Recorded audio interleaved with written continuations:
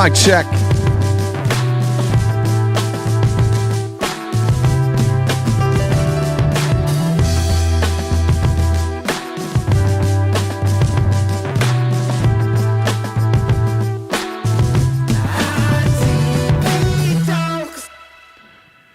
Happy Friday, everybody. Happy Friday, everybody. I miss you guys terribly. It's been a rough couple of days for me. I didn't know how much I would miss you, but I did, and it's great to be here. It's a new hat. Nobody guessed this hat. I don't know who sent this to me. Somebody sent me this hat, and I want to tell you thank you, but nobody put a note in there. It may not have been even from one of you. It is a goldfish. So this one, instead of going on the shelf with the notes, it's just going on the head. So this has now made it into the rotation. A lot of you were surprised yesterday when I made a video about going to court, and I had hair. So I hope some of you have recovered from that. It's a vicious rumor that I don't have hair. I forgot to jump in Discord real quick. Let me do that. No wonder I hadn't heard from Jen yet this morning. Let me jump in the Discord VC real quick. Today is also Friendly Friday. I think we may skip Friendly Friday just because I've missed 2 days. We may just postpone it until next week. We'll see. Did it kill Bree? I don't know. Somebody check on Bree. I don't know if she's alive or not. Thank you. I spent way too much time listening to a very dumb person yesterday. For any of you who don't know, I was at an attempted murder trial. Lorie Valow, who has already been convicted of killing her children, her ex-husband, and not her ex. I guess he became ex after she killed him, and her current husband's wife. So she went 4 for 4. But they missed with my friend Brandon, and so I've just been this has been a long time coming. This all happened in 2019, and so we've all been waiting for this opportunity, and it was weird. It was real weird. She's a strange person.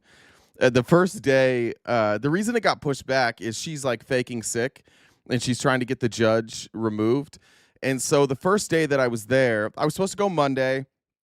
It got pushed back to Wednesday. Then I went on Wednesday. They were still doing voir dire, which is jury selection. But before they got to jury selection, she tried to get the judge removed, and she came in like she could barely move, she could barely speak. And as soon as the jury came in, and she's representing herself, as soon as that happened, all of a sudden she just perked right up, and she was great for the jury. She put on quite a show for the jury. And then as soon as they were gone, she started whispering again, and the judge just said something like, "I'd like to put on the record that now it appears that the defendant can no longer speak," as soon as the jury was gone. And so then we had to come back on Thursday. We did opening statements yesterday. My friend testified. For some reason, she didn't cross-examine him. She's waiting for, I don't know, some investigator, she says. I don't know if she cross-examined him today or not. I haven't checked in with him. I guess it would be starting right. It's going to be starting right now. So they're still there today, but I won't be there today. I just wanted to be there to support my friend, and I was, and we'll see. I was watching. I have to be careful. I was watching the jury. The jury is not impressed with her. There were a few eye rolls. There were a few. The audience had to stop from laughing. At one point, she's talking to the investigator. Let me show you this. I'm sure I can find this. She's talking to one of the Gilbert PD investigators, and he's talking about this bullet hole. Let's see. Let's see if I can find this picture. Then you guys will get an idea.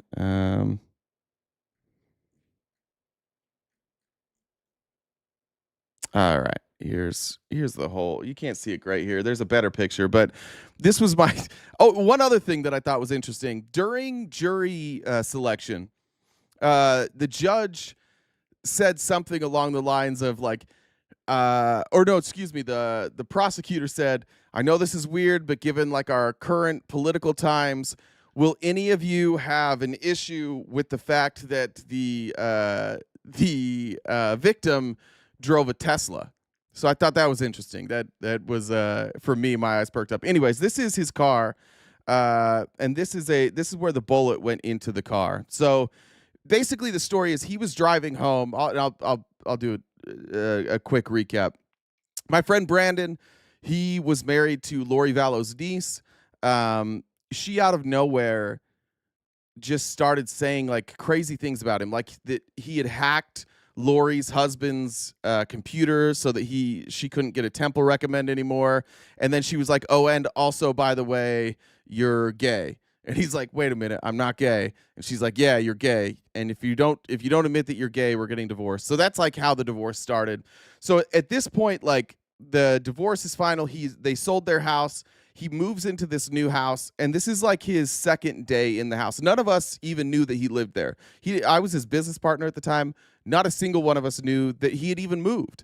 So he's at this house. He goes and drops off his kids. He comes back as he's about to turn into his house.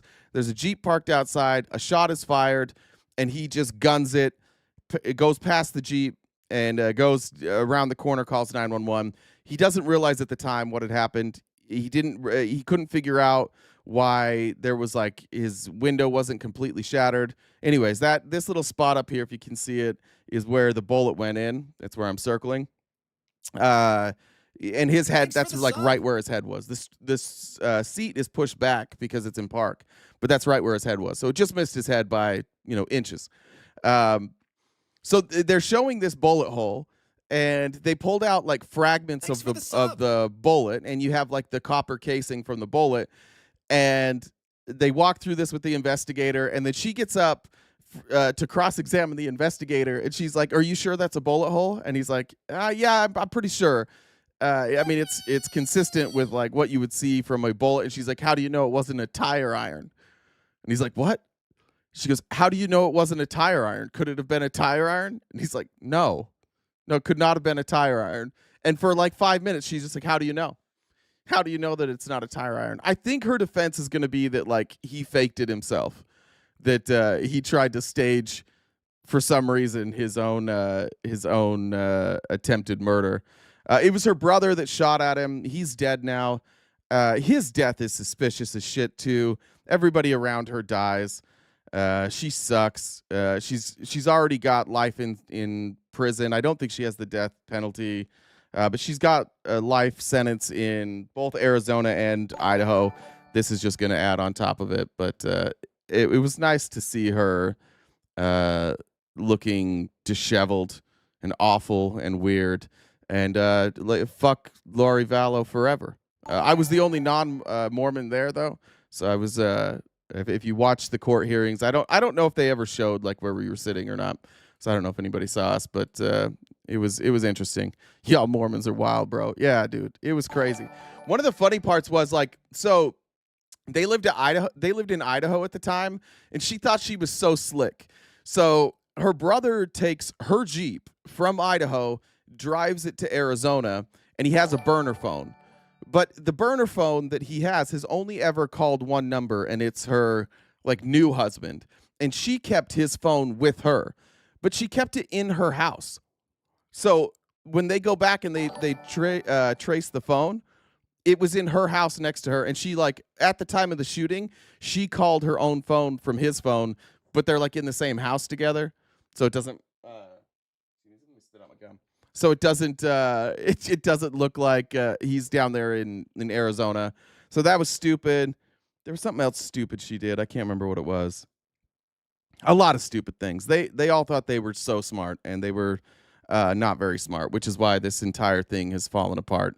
And she's just out there representing herself. So I don't know how much longer court will go. I imagine it might go into next week at some point, but that's that. Did I get everybody? Did anybody ask questions? Welcome back. I hope your friend's feeling okay. He's feeling good. Yeah, I think he was nervous. You can watch his testimony on the stand. He was definitely nervous, but I think he's feeling better now. The trial's going really well. I think his nerves were mostly just like, is she gonna get away with this shit? So Johnny said, "Come on, I got a good joke. I'm requesting later." Look, if we do Friendly Friday, we'll do it. Maybe we'll stay late. I don't know. I mean, there's a lot to go. Did she? No, she didn't look anybody in the eye. There was no way for her to really look us in the eye. She would enter through the side, and she was way in front of us. We were off to the back. I don't think she looked at Brandon while he was while he was up there testifying. And then she would turn her back to the jury too. So. Lunatic. Is she still claiming that God is guiding her? I don't know, kind of. So she had her opening statements. They objected. So the prosecution did opening statements, no objections, cruised through it. Her opening statement was objected to like 30 times. They had to strike like at least 10 things from the record during her opening statements. She tried to say that like she brought up something about Cain and Abel. I can't remember what that was about. And there was some other biblical reference that got objected to. I did not wear a hoodie. I wore what did I wear? I can't remember. There's a video. Whatever I wore. I don't even remember what I wore yesterday. What did I wear? I just wore a polo shirt. Just a polo shirt. Anyways, we're going to kick this off. Obviously, Trump and Elon broke up. That's the big story. I want to thank Britt for putting a bunch of this together for me yesterday while I was gone. But we're going to start with a puppet show here just to get us in the mood. Elon, get in here. I heard what you said. That your bill is an abomination? Yeah, say it to my face. Your bill's a fucking abomination. You know what? This is the problem with you, immigrant. They let you in, you overstay your visa, you have tons of kids, take a lot of jobs away, bring in a lot of drugs, frankly. Everybody knows it. And then all you do is criticize. What the fuck are you going to do? Deport me? You're a little pale for that. You might deport him. This was all happening like while I'm in court. I'm trying to read all this shit while I'm in court. I did miss a lot of the stuff because I started seeing some real Alien versus Predator stuff. The bromance appears to be over. Before I get to that, though, I want to just go through a couple of headlines. I want somebody to tell me what the fuck he's saying here. I watched this yesterday.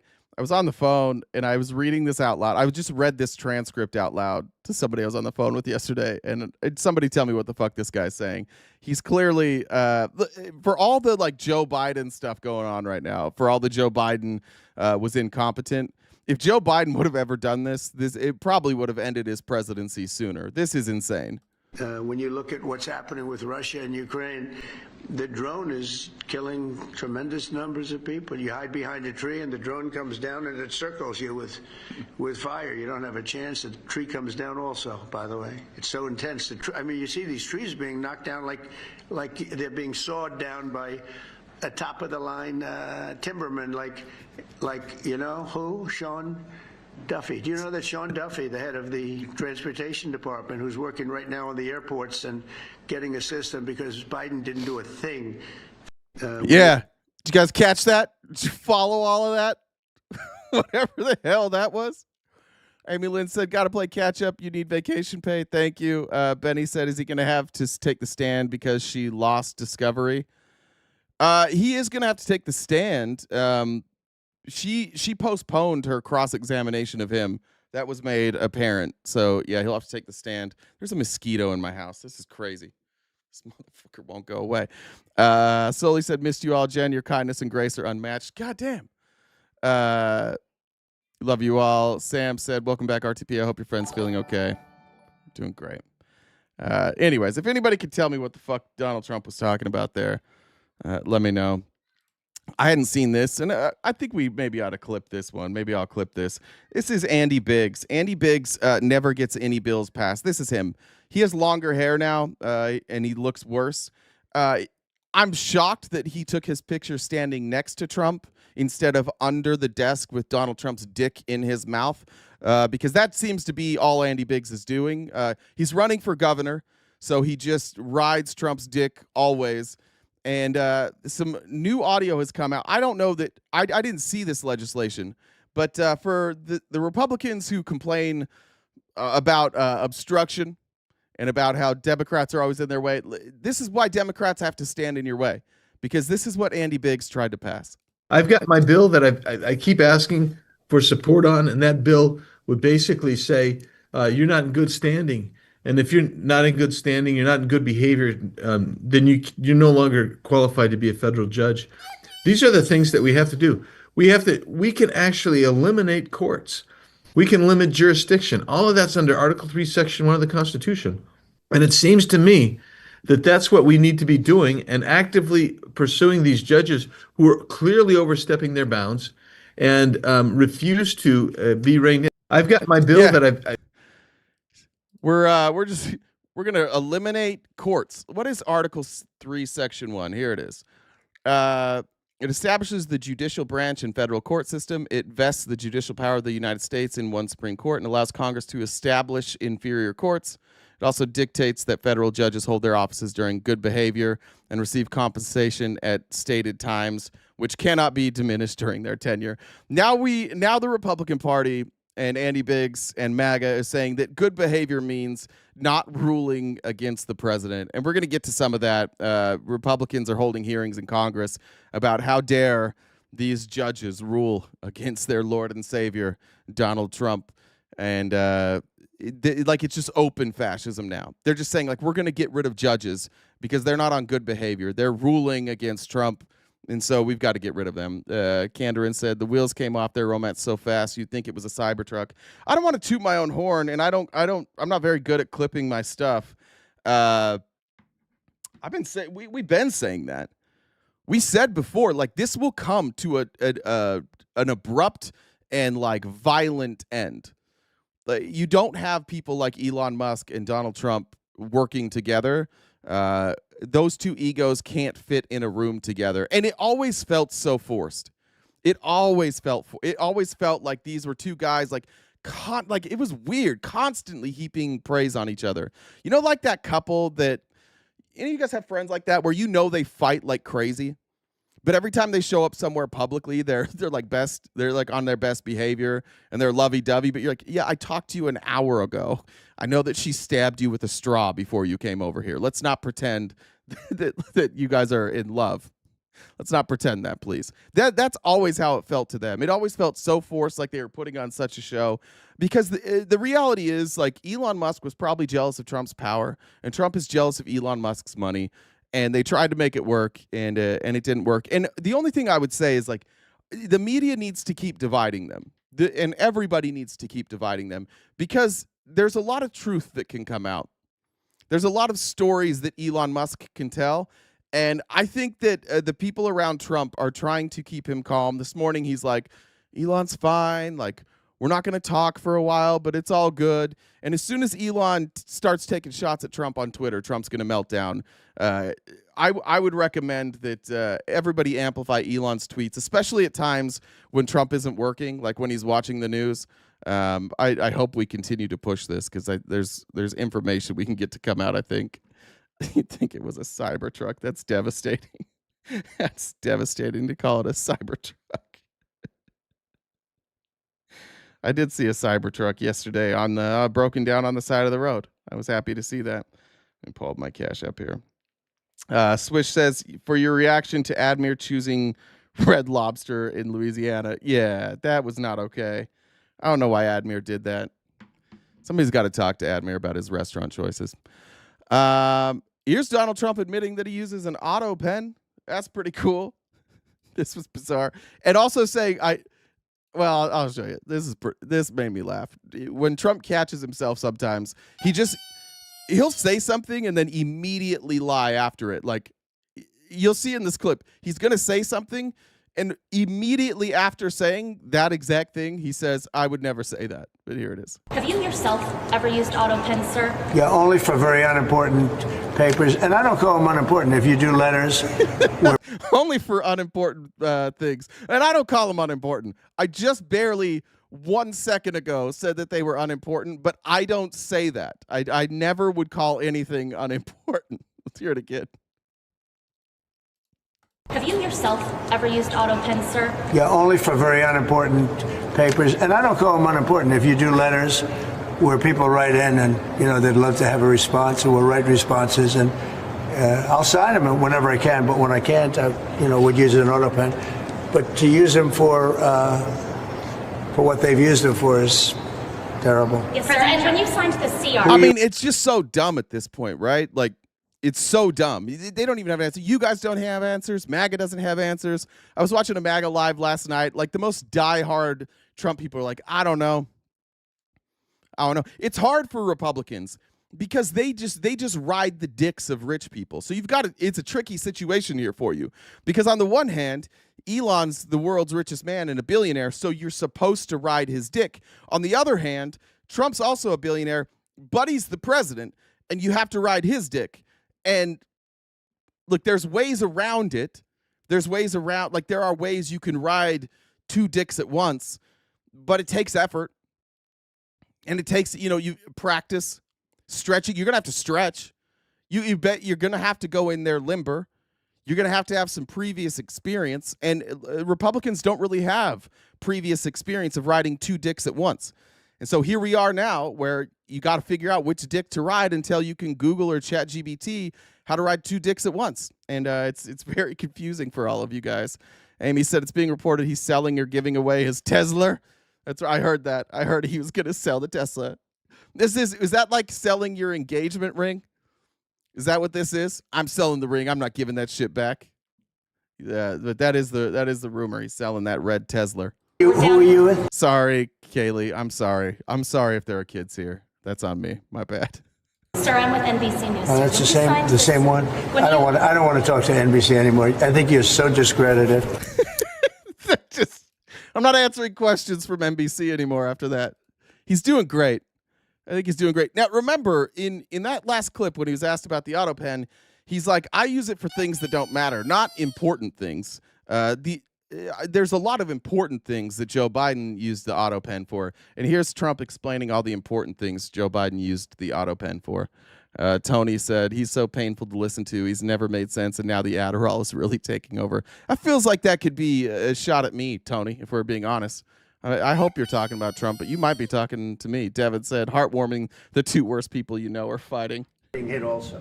So it's a terrible, terrible thing. Somebody said Autopen. Did I hear the word Autopen? I'm just curious. Because I think it's the biggest scandal maybe in the last 100 years in this country.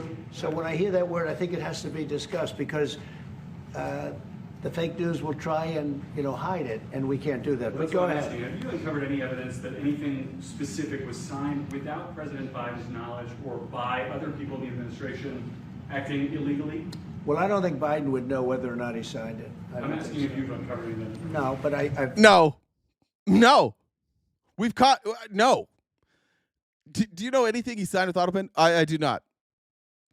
Just remember that they've been coming in here in this chat for weeks. You're like, Autopen! And we're like, you guys are just like, you're sheep. You just say what you're told and you repeat it. And they're like, no, we think for ourselves. No, you don't. No, you guys have been saying Autopen this whole, and we've been asking for examples, as usual, just like Big Stefan said, no fucking evidence. As usual, no evidence. But here's all the evidence that MAGA needs, because Trump doesn't need evidence. He just needs his big brain. No, but I've uncovered, the human mind. I was in a debate with the human mind, and I didn't think he knew what the hell he was doing. So, it's just one of those things, one of those problems. We can't. Guys, he uncovered the human mind, okay? Just fucking listen to him. He has no evidence, but he debated him one time. So, therefore, he used Autopen. That was honestly, that was what he came up with. This is, for anybody who says, like, Trump is an intelligent person is a little more nimble on their feet. They can come up with a better lie than that. This guy's a fucking idiot. It's I think that a lot of Trump people are starting to see it because you guys are blinded by money. You always think money equals intelligence, but somebody much richer than Trump is calling him dumb now. And you guys are like, oh, you know what? Maybe Elon does have more money. Could Elon be dumber than Trump? If Elon has more money, that couldn't possibly happen. Ever allow that to happen to our country? The danger our country was in. And I know some of the people that worked with him, radical left, horrible people. And I could give you the name of some of the people that use the Autopen. Yeah, who, please? Because you just said 4 seconds ago, you just said that you don't have any examples of times he used the Autopen And now you can give us names. Here, he's going to give us those names now. He'll drop them. Radical left, horrible people. And I could give you the name of some of the people that use the Autopen. Bro. How's this? You literally have a fish on your hat. Yeah. Yeah, I have a fish on my hat. Is this it? Is he making fun of Trump right now? Can somebody tell me if I don't know how to say that name? Am I being trolled right now? Am I being trolled right now? I just made fun of you guys for having like the dumbest comebacks. Is that you got to be trolling me. That can't be your real comeback, right? Radical left, horrible people. And I could give you Get wrecked, fish hat boy. That's right. Johnny said Paul Bunyan, lumberjack in a big, beautiful blue. Are we mad at fish now? The fuck did the fish do? It's a cute little fish. Stay off my hat. Sick burn. you the name of some of the people that use the Autopen because I'm here and I ask questions about people that were here also. There are a lot of people that were here when that happened and they're here right now and they'll answer your question very accurately. Who? But I know some of the people that use that Autopen and those are not the people that had the same ideology as Who are they? Joe Biden. Okay, who are These they? were radical left lunatics that used that. And Why are they still there then? Why are they still there? they didn't get elected. Okay. He didn't get elected either, actually. Thank you very much, everybody. He's like, I fucking nailed it. That's a walk-off. They didn't get elected. He didn't either. Thank you very much. That's a walk-off for me. He's so goddamn dumb. He is so goddamn dumb. It's crazy. Are you seeing it? You guys have to be seeing it now, right? Republicans, you have to be seeing this now. Like, now the veil's been removed a little bit. Elon's telling you this guy might not have it all together. Are you seeing this yet? It's... let's see. Let me make sure. All right, a couple more headlines, then we'll get into it. This, I'm sure you've all seen this. This has been everywhere. This has millions and millions and millions and millions and billions of views. This is John Morales. He is a meteorologist for NBC Channel 6 in Florida. Listen, I've been on this, since 8 o'clock this morning on social media, and there is a lot of anxiety. Just so this is from before. There's not a hurricane coming right now. This is a previous clip that he's going to discuss. So just to set up the clip here. This is from a couple of years ago. Hurricane Dorian. When was Hurricane Dorian? When was that? Is that a recent one? 2019. Okay. Anxiety out there because you don't see it turning, right? When is it going to turn? John, it's not turning. It's coming straight to us. It's going to turn, all right? The turn was never forecast to be on Sunday. The turn isn't even on Monday morning. The turn will come Monday afternoon, Monday evening, into Tuesday. Remember that? That was about 6 years ago. That was Hurricane Dorian, as it was absolutely devastating the northwest Bahamas as a Category 5, sat over that region for 2 days. It was headed straight west. Lots of people in Florida. Guys, take care of Christopher, would you?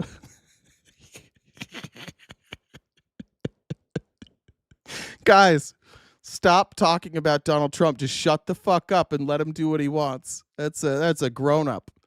A grown-up came in the chat today and told us that the book that he didn't write, that was that nobody gives a fuck about anymore, the real estate mogul who's so good at real estate nobody will give him a loan, and a reality TV star, everything he touches turns to gold, except for every business he ever started, which all went bankrupt. Just stop fighting him, guys. Let him do some good. Stop talking about him, guys.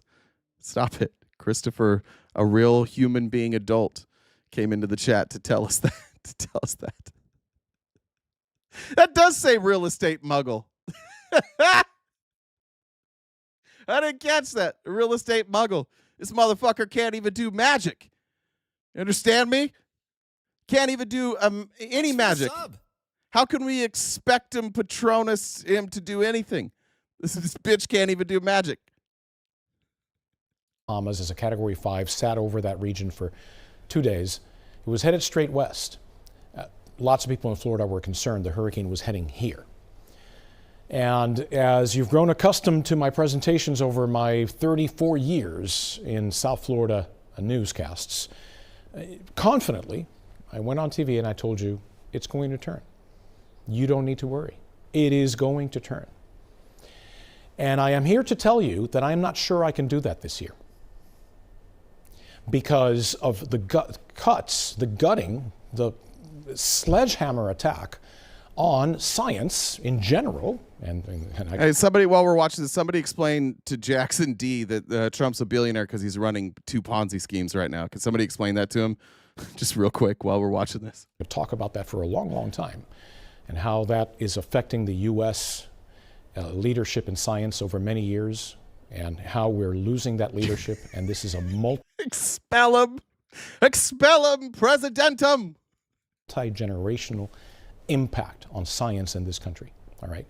But specifically, let's talk about the federal government cuts to the National Weather Service and to NOAA. Did you know that Central and South Florida National Weather Service offices are currently basically 20 to 40% understaffed? From Tampa to Key West, including the Miami office, 20 to 40% understaffed. Now, this type of staffing shortage is having impacts across the nation because there's been a nearly 20% reduction in weather balloon launches that carry those radiosondes. And what we're starting to see is that the quality of the forecasts is becoming degraded. Great. Congratulations, Florida, for voting for this dipshit. But the good news is, oh shit, there goes my phone. The good news is you got a dipshit for the governor in Florida too. So it's like I don't know if that's like 2 negatives make a positive. I'm not sure. Tony, it's not for you, Jay. I don't know how that works. Yeah.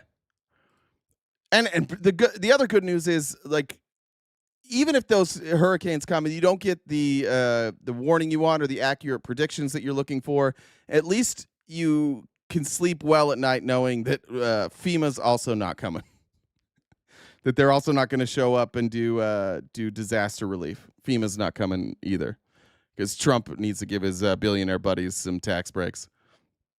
New jobs report came out today, and according to Politico, Trump is delaying the farm trade report over deficit forecasts. Trump administration officials delayed and redacted a government forecast because it predicts an increase in the nation's trade deficit in farm goods later this year, according to 2 people familiar with the matter. I saw a video the other day. I don't remember if we showed it here, but it was a citizen of China going through the grocery store and showing how all the meat that used to say from the United States, the beef, is all coming from Australia now. You know who's doing great in these trade wars? Every country that wants to trade with China. Every one of them. They're like, oh, we can just take over the beef that the Americans were sending. Great. So now they're getting Australian beef.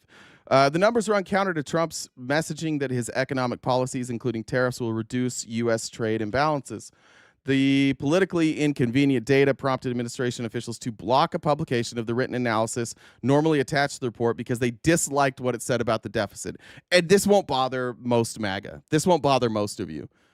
It never bothers you when he hides stuff from you. It never bothers you that they edit things to make themselves look better because, like Chris said, let him cook, bro. Let him cook. He's a billionaire.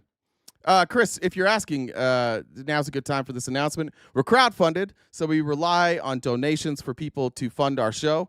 And above me, there's a Venmo, a Cash App, and a PayPal username where you can send us a message along with your donation, and we'll read anything you say. Chris, the Venmo username is Jen's username on Discord. So just add her on Discord, and we can add you into this broadcast. You can talk to me live, and anybody who wants to discuss any of this, you can talk to me live on the air. You just got to add Jen on Discord, and you're welcome to come up. There we go. Good time to check comments while I'm doing that, actually. Got it.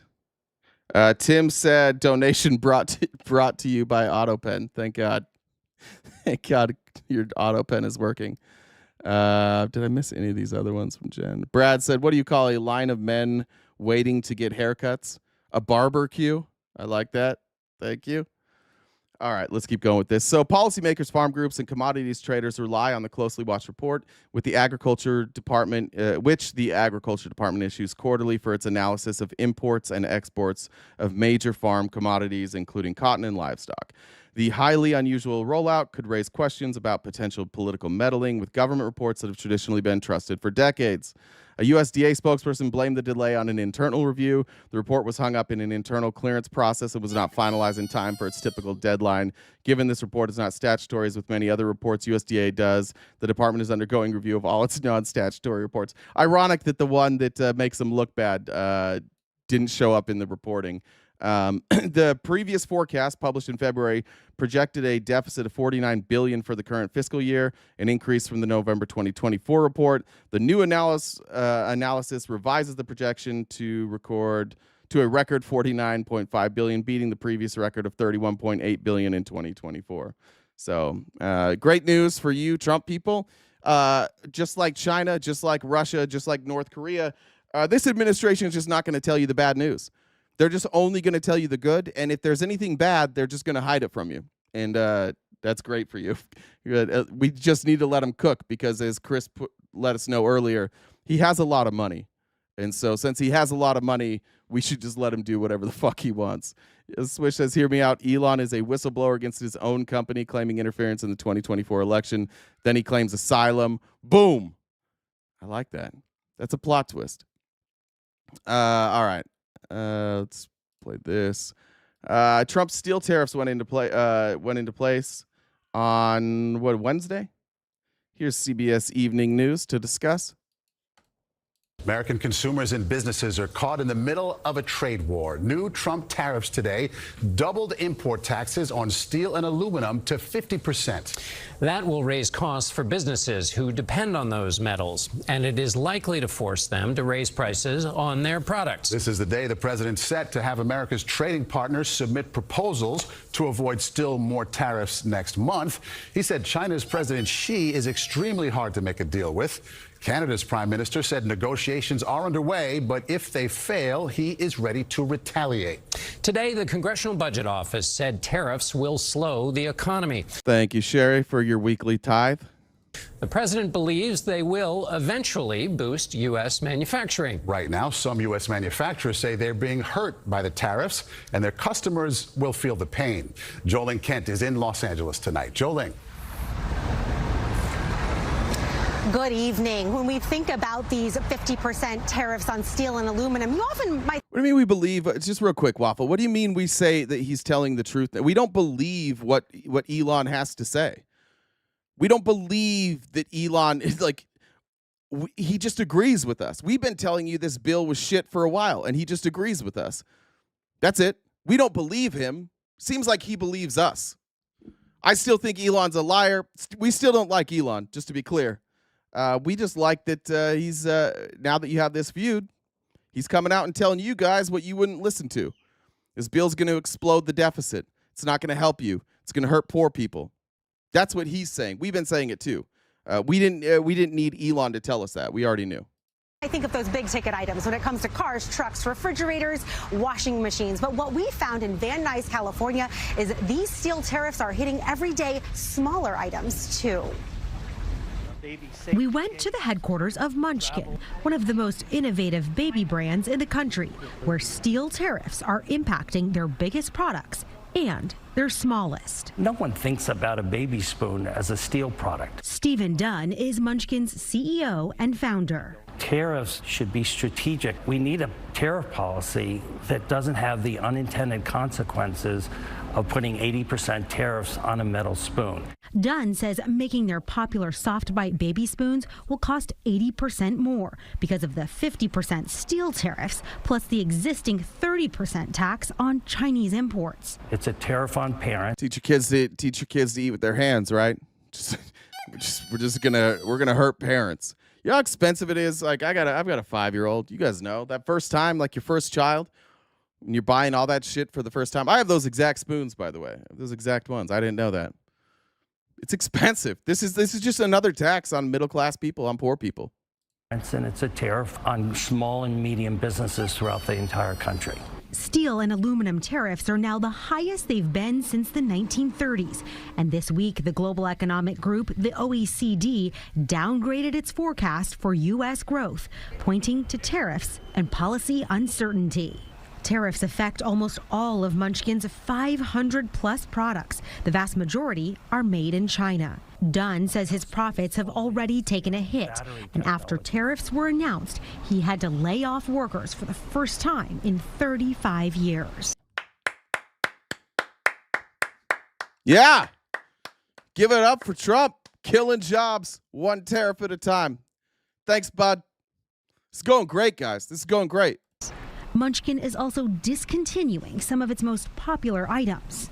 You've stopped ordering these entirely? It just will become unaffordable if we pass on the cost of the tariffs. It will make it too expensive. We don't believe consumers will pay for it. Why can't you make these kind of products in the U.S.? There isn't the manufacturing base, the tooling equipment, the automation. So how do you run a business? It's like being blindfolded, throwing darts at a rotating target. I missed a couple here. They're not showing up. John Deere shut down manufacturing and moving more out of the country due to tariffs as well. That's right, Amy Lynn. Sully said happy Pride Month to Chris and all the other cultists in the chat. Thank you very much. There's some new economic data that seems to back up what your reporting is telling you. That's right. Chris, let me just tell you this. You're an adult. You are in a position to criticize him. You are.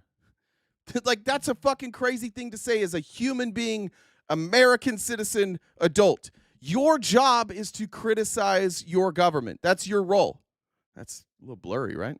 Get that? That's your job. You're absolutely in a position to criticize all these people. This idea that, they've been successful, so I need to sit there and watch them do stuff is fucking stupid. It's a little cucky, too. Be a little more confident in yourself. And if you're not confident in your ability to criticize these people, then just learn a little bit more. It's honestly not that complicated. Politics, all this stuff is not that complicated.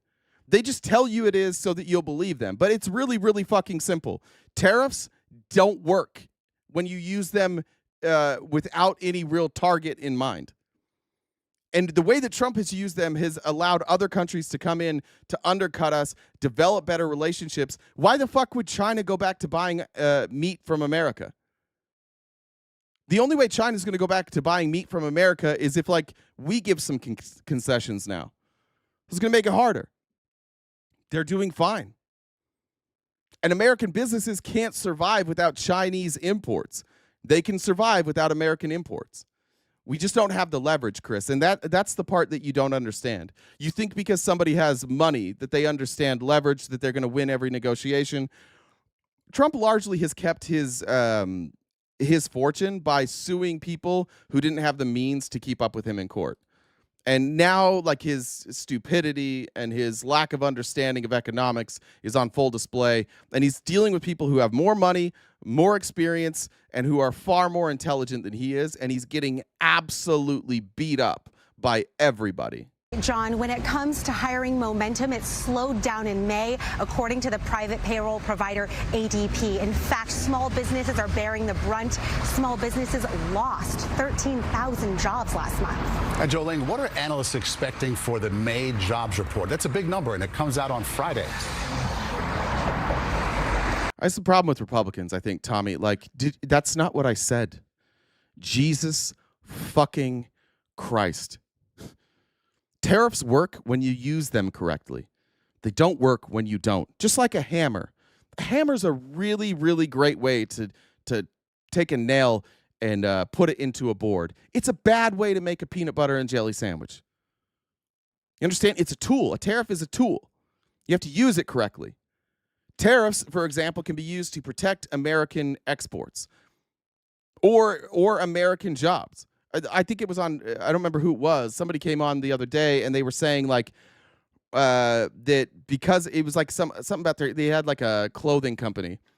And because they operate in big quantities. They don't save as much money if they import from China. So for them, it's actually cheaper to manufacture in America. So these tariffs made it better for them. It gave them a competitive edge.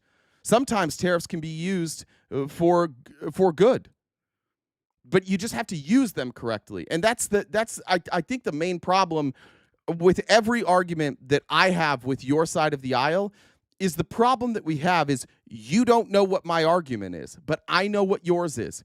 And the reason you don't know my argument and the reason you don't know our argument is in order for your arguments to sound good, the people making the arguments lie to you about what our argument is. So you'll see regularly when I go out and debate on TikTok, people will be like, all right, let's argue tariffs. I'm pro tariffs. You're anti, right? No, literally nobody's anti-tariffs. Nobody is. But in order for you guys to keep supporting the people in office that you support, those people tell you that we're against tariffs. They do the same thing with immigration. They say Democrats just want open borders and unfettered, unencumbered immigration. Nobody advocates for that. But that's the only way you can justify the shit that you're doing in deportations. Because what you say is we're like, hey, what are you doing? You're going to workplaces, you're taking mothers, you're taking children, you're sometimes deporting American citizens, and then you guys go, well, it's better than your idea of open borders. Yeah, that's because that's not our idea. But the only way that they get you to support their shitty ideas is by telling you that our ideas are worse, and they're not. You just don't know what our ideas are because you don't listen. It's just knee-jerk, knee-jerk, knee-jerk, defend, defend, defend. I don't know how to tell you this in like a better way. Everything you believe everything you think we believe is fucking wrong. You've been lied to about every single one of our positions in order to make your positions seem sane. Your positions aren't sane, they're not smart, and there's no defense for them. The only way you can defend them is if you make up a story about what we actually believe. And that's why we invite you to come up here and discuss this. Not because we're like interested in dunking on you, not because we're interested in yelling, but because I don't think you know our positions. I don't think you know anything other than what you're told from that side of the aisle, which is why they spend most of their time telling you not to listen to us. Don't turn on CNN. Don't turn on MSNBC. Don't listen to these liberal, lunatic, communist Marxists. Why don't they want you to listen to us, do you think? Is it because it makes sense? It's interesting. All the Republicans in my life, especially online, it's weird. It's weird how all these Republicans, once we get into a conversation, they wind up siding with us. How'd that Jubilee episode go? That Jubilee episode legitimately ended with everybody admitting that Elon Musk is a problem. The fact that Elon Musk exists, that billionaires exist, is a problem. It is an oversight by our government that they favor the rich and nobody else gets representation. That's how the Jubilee episode ended. It was 4 Republicans, 4 Democrats, or 4 on the right, 4 on the left, I guess is a better way to put it. And it ended with 8 people agreeing that the real problem is that our government gives a bunch of leeway and handouts to billionaires, and you and I are underrepresented. If we get in a room together and we have a discussion, we'll come out of that room thinking the same thing. But if you leave us out of the room and let your politicians tell you what we believe, that's where the hatred comes in. That's where the misunderstanding comes in. That's why you think we're crazy, because you don't actually listen to anything we say. You listen to what they say we're saying. But I can tell you this. I challenge you, if you're a Republican here, go to Twitter right now and find me a video of a Democrat or a person on the left who is saying we should have open borders. Just go find it. Doesn't exist. And then you're only left with one explanation, which is a lot of you will go to this. Yeah. Well, that's what you really want. You just can't say it out loud. That makes no sense. It makes no sense. Why would anybody want open borders? Why would we not want to vet people? Why would we not want people to come in, get some work authorization? We have a record of them. They can work. They can pay taxes. They can contribute to America. Why would we just say, come on in? We want more taxes. If you want to say anything about us on the left, it's that we want to collect more taxes. And if somebody comes here illegally and they're being paid under the table, we don't collect taxes. In fact, most of the states where you're seeing like these big raids, I don't know if you guys have noticed this, but most of the places where you're seeing job site raids, it's a lot of red states, isn't it? It's a lot of West Virginia. It's a lot of Tennessee. It's a lot of Florida. It's a lot of Mississippi. It's a lot of Arizona. I guess Arizona's more purple. It's a lot of states who don't do anything about wages. It's a lot of states who don't do anything about worker protections. It's a lot of those anti-union states. That's where these raids are happening. Have you ever thought about that? How is it that these raids are happening so often in red states? Why do you think that there are all of these jobs for illegal immigrants in red states? It's because you guys don't want to pay taxes and you don't want to pay fair wages. So you just hire illegal immigrants. And then when the raids come, the business owners face no real repercussions and they deport their workforce. It's a little silly. Push Pop said, spot on, Jay. Jen, what do you have over here? I got that one. Brad says, I can't take my dog to the pond anymore because the ducks keep attacking him. That's what I get for buying a purebred dog. Bread spelled like, yeah, that's good. Bread, B-R-E-A-D. I like that one. Maurice, it's really all about what this number shows. The market is expecting a slowdown from May compared to April. But since tariffs began, we heard from businesses that it would be 60 to 90 days till we started to see the actual real-world impact on jobs. And we are sitting at that 60-day mark right now. Okay, Jolene Kent tonight in Los Angeles. Thank you.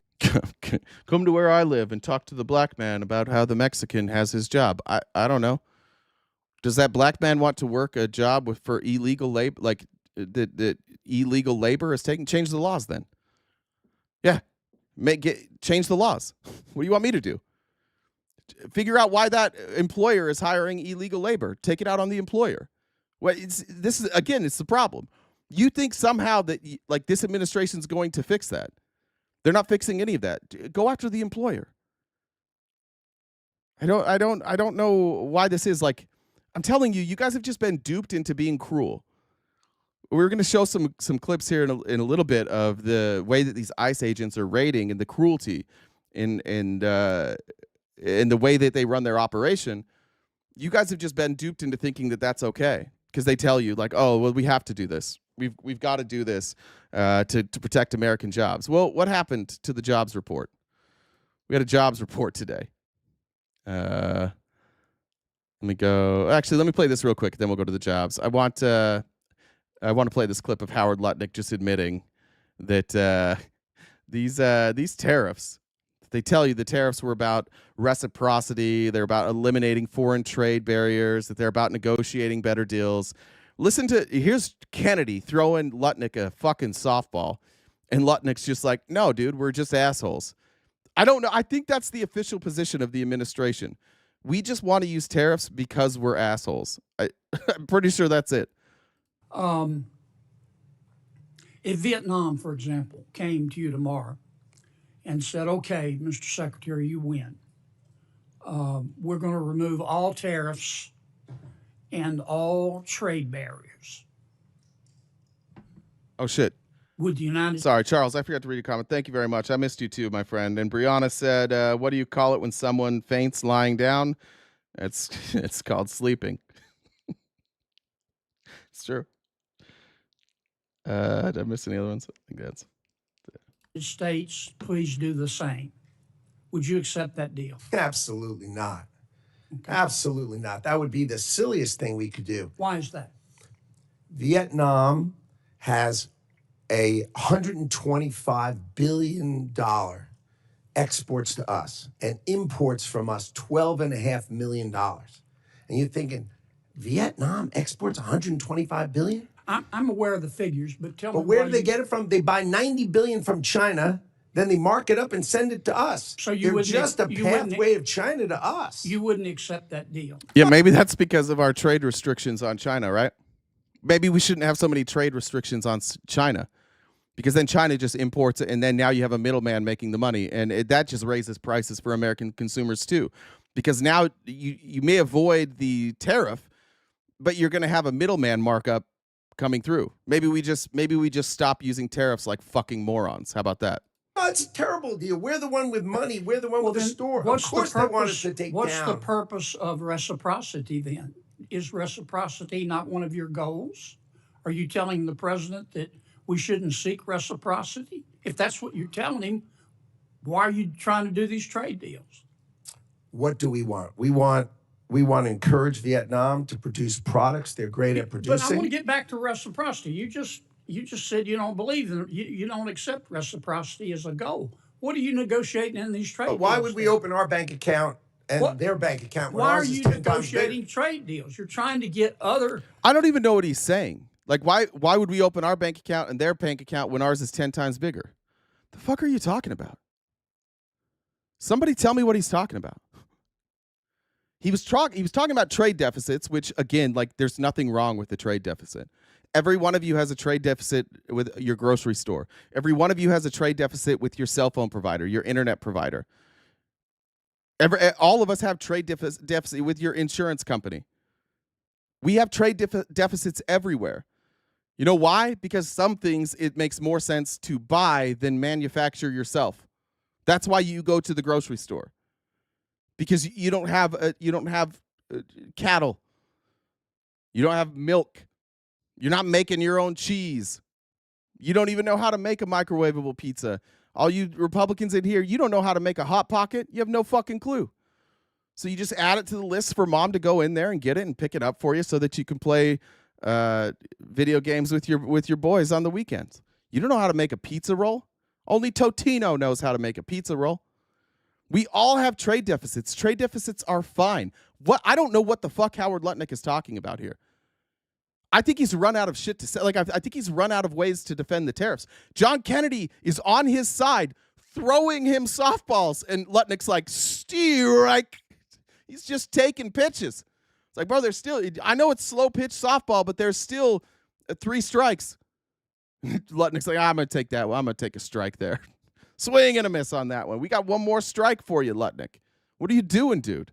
Countries to lower their tariffs and trade barriers in return for us lowering ours.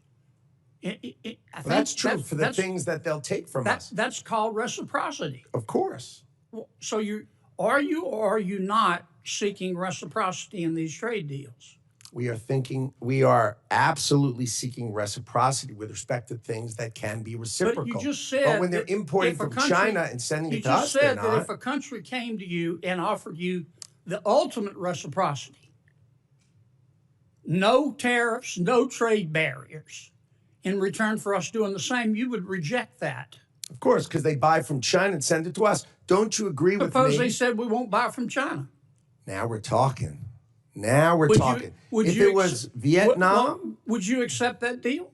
We would consider it. For what things? For what products? Would you want to change? Well, there are certain products we want. The real thing is, like, they don't know. He has no fucking clue. He just said, think about this for the Republicans in here. He just said, if Vietnam manufactures their own products and they come to America and they say, hey, here's reciprocity. Free trade, no barriers, no tariffs. Would you take that deal? I don't know. I'd have to think about it. You pay the tariffs. This administration's like, I don't know. Maybe I want to. Here's what I think. Like, there's a plausible scenario. The only scenario I can think of why these dumb fucks would not want barrier-free, tariff-free trade is because they know that the bill that they're trying to pass right now is not paid for. The increase in spending isn't paid for. The decrease in revenues that they'll be collecting are not paid for. And they know that this bullshit line they're telling you that this bill will make the economy grow so much that our revenues will increase and it'll make up for that deficit spending. They know that's not true. So I think what they're trying to do is maintain tariffs so that they can maintain tax revenue, which is going to be a tax on all of you. Thanks for the sub. For all of our products, so all your costs will go up. That's the only thing I can come up with, is that the only reason they're not dropping these at this point is they desperately need tax revenue. The jobs report that came out today is not good.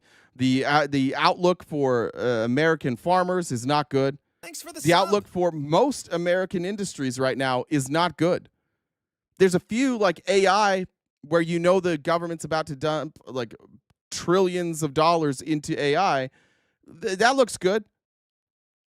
But most of the places you work, most of the sectors that you work in right now, the outlook is at the very least questionable. But in a lot of areas like agriculture, like tourism, the outlook is poor. And so we got to figure out some way to generate more tax revenue. Are we going to tax rich dickheads like Howard Lutnick? No. Let's just tax the middle class with tariffs. And let's pretend it's about protectionism. Let's pretend it's about free trade. But then when you remove all the barriers and you say no restrictions, no tariffs, and it's reciprocal, they're like, no, we can't do that. We desperately need this tax revenue. Want to reshore. We don't want other people making them. We want to make pharmaceuticals here. Right. We need to protect ourselves. Why? By the way, why? I'd like to hear somebody tell me why it's so important that we make things in America. Just like pride? Thanks, Mike. This guy talks to his ass. I think it's talks out of my ass. Why is it important that shit's made here? I could give a fuck. I don't care if something's made in America. Why do I care? What does that mean to me? You know what? I never buy cars made in America. I've had American-made cars. I had 2 Explorers, and both of them had problems the whole time. And then I've had probably six or 7 Hyundais, which is like I think Hyundais make the best cars for the price. I've never had a problem. My former mother-in-law, she was driving. I bought a Hyundai in 2008, I think, and it was a 2005.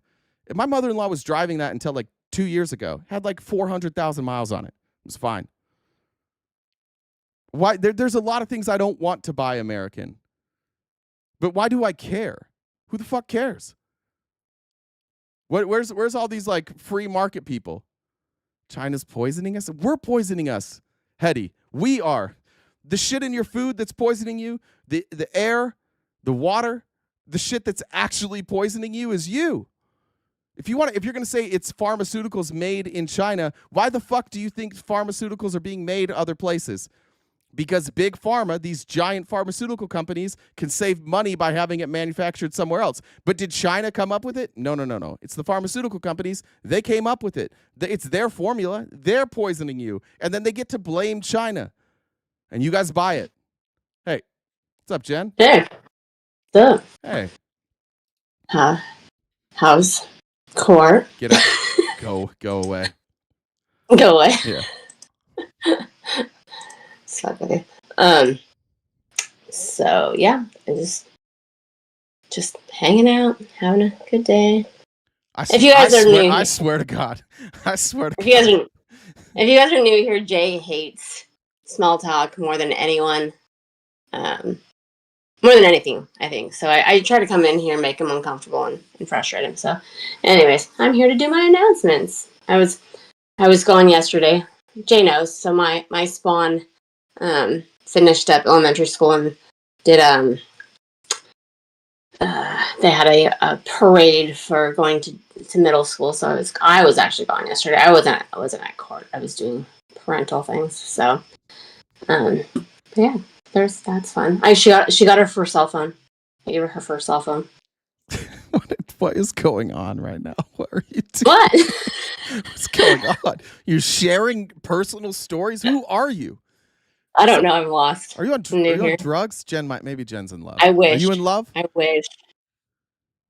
No, this is just. I'm just tired. Okay. Are you talking? Yeah. I'm just tired. Yeah. Okay. But anyways, I'll stop making things even more uncomfortable. So if you look in that top left-hand corner, that's the rest of the balance for our gift goal. As much people disagree on YouTube, this is our job. We do this Monday through Friday, and we are crowdfunded. So we try to hit that number in that corner so that we can keep doing this each day, Monday through Friday from 9:30 to 1 Pacific time. So if you guys could help knock that goal out, and if we want to exceed it a little bit, that would be awesome too. Since Jay abandoned us 2 days this week, I wouldn't complain. If you haven't subscribed to us on Twitch, you can do so with your Amazon Prime sub. If you used an Amazon Prime sub before, you might want to go look and see if it expired, because it doesn't automatically renew over on Twitch. So if you're using Bezos's money over there, you might need to double check it. You have to resubscribe to it each month because it doesn't automatically do that. On YouTube, we have the free subscriptions. And then also we have 4 different membership options if you'd like to help support us that way. If you guys disagree with RTP and anything he's saying, you can actually come on and talk to him in real time. How you do that is if you look at that Venmo, that is my Discord username. If you DM me on Discord, you can come. I can bring you on to talk to him in real time. So it's Jen Dub 1, the number 1, and that's how you can come in and talk. Also check out our link tree. We're on most social media platforms, and we now are streaming the show also to Spotify. And we've got merch, and then Jay also started up a Cameo, so if you want to request a video from RTP, you can do that too. So there's all those things. Do you remember how I've got a bunch of great jokes on umbrellas? Do you remember that really awesome joke on umbrellas that I had you read? No. You don't remember? I made an edit of it about holding the umbrella because you were screaming how wet you were. No. Remember that joke? No. Oh, I'll find it, because I actually, you know, you guys, this is another reminder. We have other videos on YouTube. We post something just about every day, so you guys should go like and comment on some of those videos. That helps with our engagement. In this particular video I'm referencing, I think it's under fun something playlist. So there was a joke that Jay read, and he was talking about how what he was, but so I've got so many good jokes on umbrellas. Oftentimes though, they usually just go over people's heads. You gotta go. That's enough of you. Jen Star says W Jen Dub, seeking for hopes, and where are we at on the calendar, guys? Inquiring minds. I don't know. I think wasn't Bree supposed to put together the ideas? I don't know. We'll check with Bree this weekend. I've been busy, so I'm not sure on the calendar where we're at. All right, let's get to the important stuff now. The important stuff. The breakup. This is what kicked shit off. Elon Musk tweeted out, "I'm sorry, but I just can't stand it anymore. This massive, outrageous pork-filled congressional spending bill is a disgusting abomination." He followed it up with saying it will massively increase the already gigantic budget deficit to $2.5 trillion and burden America, I think it's supposed to say American citizens, with crushingly unsustainable debt. Facts. It's a terrible fucking bill for everyone. Can I request no hat and no shirt on Cameo? You can request anything you want, but that doesn't mean I'll do it. It's a terrible fucking bill. And Elon gets that. Thomas Massey gets that. Here was Thomas Massey asked about to pick a fight or pick a side between Elon and the MAGA Republicans. Here's what he had to say. So, Mr. Massey, in the battle of Trump versus Musk, which side do you choose? I choose math. The math always wins over the words. And I trust the math from the guy that lands rockets backwards over the politician's math. I think that patient is... I would just like to say, don't trust math. Just do math. You don't need to trust it. You don't need to believe in math. You can just do the math. That's the cool thing about math. It requires no faith. It requires no trust. You can just do it. You can use a calculator. You can write it down on paper. However you like to do math, you can just do math. Don't trust math. Don't trust people who do math. Just look at the math. And all you need to do is to figure out if this bill explodes the deficit is do a little bit of math. And the only way it doesn't explode the deficit is if you use magic math and you say, this magically will make a lot of people a lot more money and they'll pay more taxes. That's the only way this works. On life support. And if the Senate thinks they're going to rehabilitate it and rewrite it, thanks for the sub. I think they're endangering this patient because people over here are now looking for more reasons to be against it. And Aaron, not only are there concerns about the impacts of this bill, what are the impacts going to be on the midterm elections, given that Elon Musk had spent a ton of money, the biggest spender in the last cycle? Will he help Republicans when they're trying to keep the House, keep the Senate in the midterm elections? Musk himself crediting himself with winning back Congress, essentially holding the House and growing the Republican majority in the United States Senate. But I asked the speaker if he agrees with that assessment. He said no one person deserves credit for keeping the House. He said, except for maybe Donald J. Trump.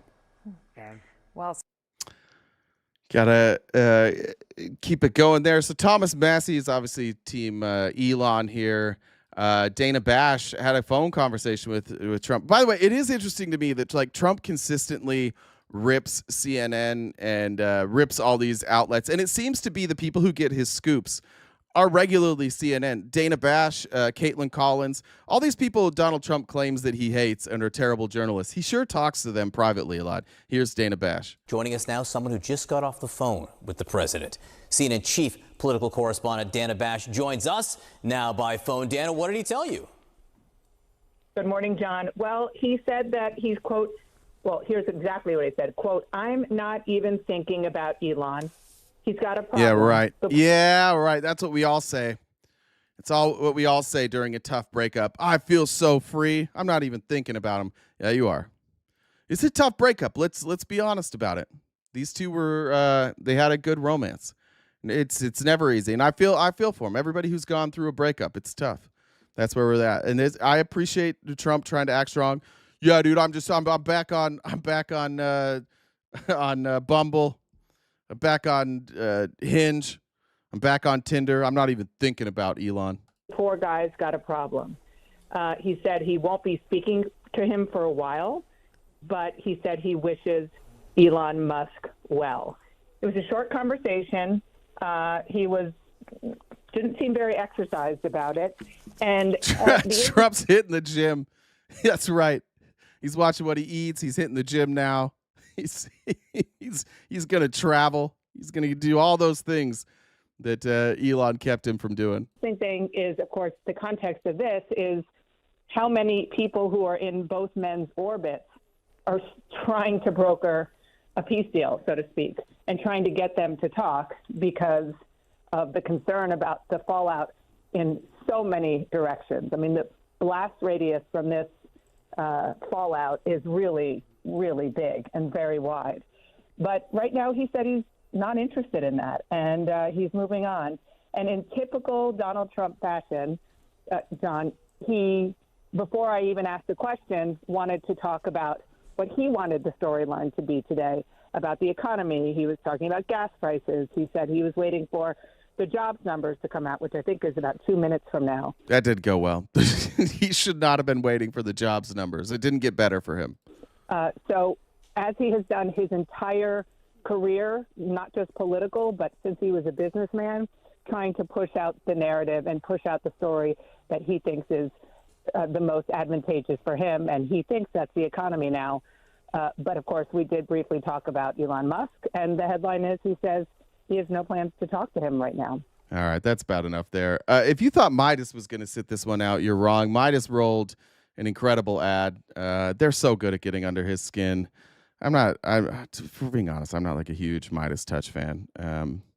But they rolled this charges ad. That Jeffrey Epstein was running a sex trafficking ring in the early 2000s that included underage girls as young as 14 years old. Donald Trump in 2002 said of Epstein, he's a lot of fun to be with. It's even said that he likes beautiful women as much as I do, and many of them are on the younger side. Sorry, I guess I didn't even show that part. I don't know how I left that part out. I think everybody knows by now. Elon basically said, spoiler, Trump's all over the Epstein client list. Which we already knew that. Like, he's all over the flight logs. He's all over the call logs. I think everybody already knew that. He routinely spoke fawningly of Jeffrey. He admired Epstein's lifestyle. Your daughter, she's beautiful. Can I say this? A piece of it. Yeah. She's actually always been very voluptuous. What does Tiffany have of Marlon's? She's got Marlon's legs. We don't know whether or not she's got this part yet. You were playing. This is children he's talking about, just for the Republicans that are here. Those are his children he's talking about. I'm going to make you guys watch that again. I'm going to make you watch Donald Trump talking about his. If anybody in my presence told me that my teenage daughter was a piece of ass, like, it's on. Don't ever fucking say that about my daughter. But not Trump. He's like, yeah, dude, I'm into her too. His lifestyle. Your daughter, she's beautiful. Can I say this? A piece of it. Yeah. She's actually always been very voluptuous. What does Tiffany have of Marlon? Who calls their daughter voluptuous? What an insane thing to say about your daughter. Totally not. He's not a creep though. He's for sure not a creep. She's got Marla's legs. We don't know whether or not she's got this part yet. You were playing tennis. Yeah, because she's a child. Why are you talking about how big your child's boobs are going to be? That's fucking weird. Really weird. That's your guy. Let him cook, right? Where's Chris? Let him cook, right? Maybe don't let him cook. Maybe too much cooking for Donald. This is Michael Cohen's daughter. And you came off the court. Quote, look at that piece of I would love some of that. It so happened that Trump was referring to Cohen's then 15-year-old daughter, Samantha. I had the impression that he... Where's MAGA? Where are you guys? You guys get quiet real quick? Where's all... Guys, tag the MAGA that we're talking earlier. Where are they? Could you guys start asking... I'm watching, but can you guys ask the MAGA? Where's the MAGA folks? Oh, Will, you're mad. William's like, oh, you guys are obsessed with... You know who's... I am slightly obsessed with Trump. I'm less obsessed with Trump than Trump is obsessed with the physical characteristics of his own daughters, though. So, I mean, do whatever you want to say, or say whatever you want to say about that. Where's those Trumpers now? This is your guy. This is your guy, right? 10 toes down. Put those toes down. Let him cook, right? Just let him do his thing. was interested in younger women and that, you know, women would age out for him. Miss Teen Universe? Yeah, that's like giving Jeffrey Dahmer a cooking show. I'll go backstage before a show, and everyone's getting dressed and ready and everything else. And I'm allowed to go in because I'm the owner of the pageant, and therefore I'm inspecting it. Yeah. I stated that. Miss Teen USA. Now, those are his words. We're talking about Miss Teen USA now. By the way, this is Noel Kassler. He used to work for the Trump beauty pageant and also on The Apprentice, and he is the one that told us that Trump regularly shits his pants. So I just wanted to add that in. I'll go backstage before a show, and everyone's getting dressed and ready and everything else. And I'm allowed to go in because I'm the owner of the pageant, and therefore I'm inspecting it. Yeah. I stated it with no... Donald Trump is heard making questionable comments about a young girl. You're going up the escalator? I'm going to be dating her in 10 years. A lawsuit against the presumptive GOP nominee alleges he raped a girl when she was 13 years old. Prince Andrew. You guys know about that? MAGA that you're here? Go look that up. Andrew answering questions for the first time about his friendship with convicted sex offender Jeffrey Epstein. I don't know Prince Andrew, but it's a tough story. Trump has been photographed with Prince Andrew as far back as the year 2000. Ghislaine Maxwell is accused of helping Epstein sexually abuse underage girls. I've met her numerous times over the years, especially since Yeah, that's right. We're not in a position to criticize, guys. You do need to remember that. Unless you have as much money as Trump, you're not in a position to criticize the fact that he's a dirtbag creep. I lived in Palm Beach, and I guess they lived in Palm Beach. But I wish her well. You know about sexual predators and things like that. I mean, you sure. are one. All right, I was going to say that, but it's true. Whoops. It's his daughter. It's his daughter saying that about him. You are a predator, Daddy.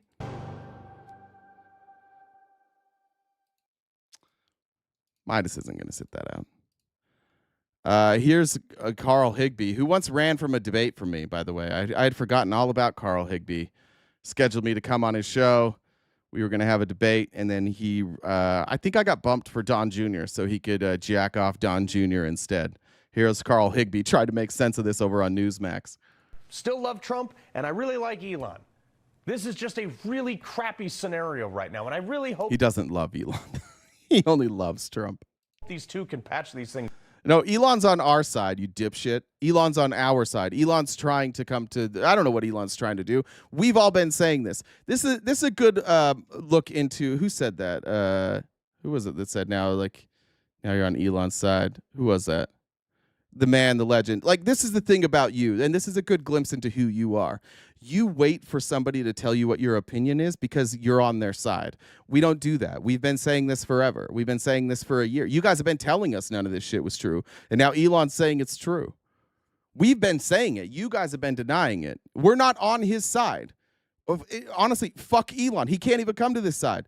Nobody would accept him on this side. Still, fuck Elon. But he's pointing out shit that you guys don't really pay attention to, shit that you just pretend isn't happening. Up. That is Eric, isn't it? Isn't the man, the myth, Eric? Because I think Elon took a low blow by tweeting that, quote, DJT was on the Epstein client list. I mean, something that he knows can't be immediately verified. Also, except for it can, because we have the we have the call logs, we have the flight logs. There is no here's my prediction. There is no such thing as the Epstein client list. I don't think that exists. But there is testimony. There's testimony we haven't seen. And that's where Trump's name is. But there is no client. The list, we already have the list. The list includes Donald Trump. He's on it over and over and over. And again, I heard this last night on a live, and I just want to clear this up. For anybody who says Trump never flew to Epstein Island, none of you know the Jeffrey Epstein story. In fact, I have a tendency to believe that the focus on the island has been manufactured by people who don't want to talk about what happened. Jeffrey Epstein was convicted of multiple sex crimes, and 0 of those convictions that I know of came from the island. They came from Palm Beach, New York, and New Mexico. And a lot of those charges came from Palm Beach and New York at the same time Trump was flying back and forth from Palm Beach to New York with him. You guys are easily distracted by the island, but the truth is almost everything that we know about Jeffrey Epstein happened in New York, Florida, and New Mexico. Almost none of it happened on the island. So when don't let Republicans get away with that. When you're out debating them or somebody brings that up, don't let them get away with the island bullshit. Go have them go look through the court transcripts to find out how many of those charges were from the island. Almost none. Most of them were local girls that were recruited by other girls that were recruited by Ghislaine and brought to Jeffrey Epstein. But this idea, like Trump was going everywhere that Epstein was abusing children. The island is a distraction. I'm sure a lot of shitty things happen at the island. I'm just saying what we know. Coping? What the fuck? Flanker 420.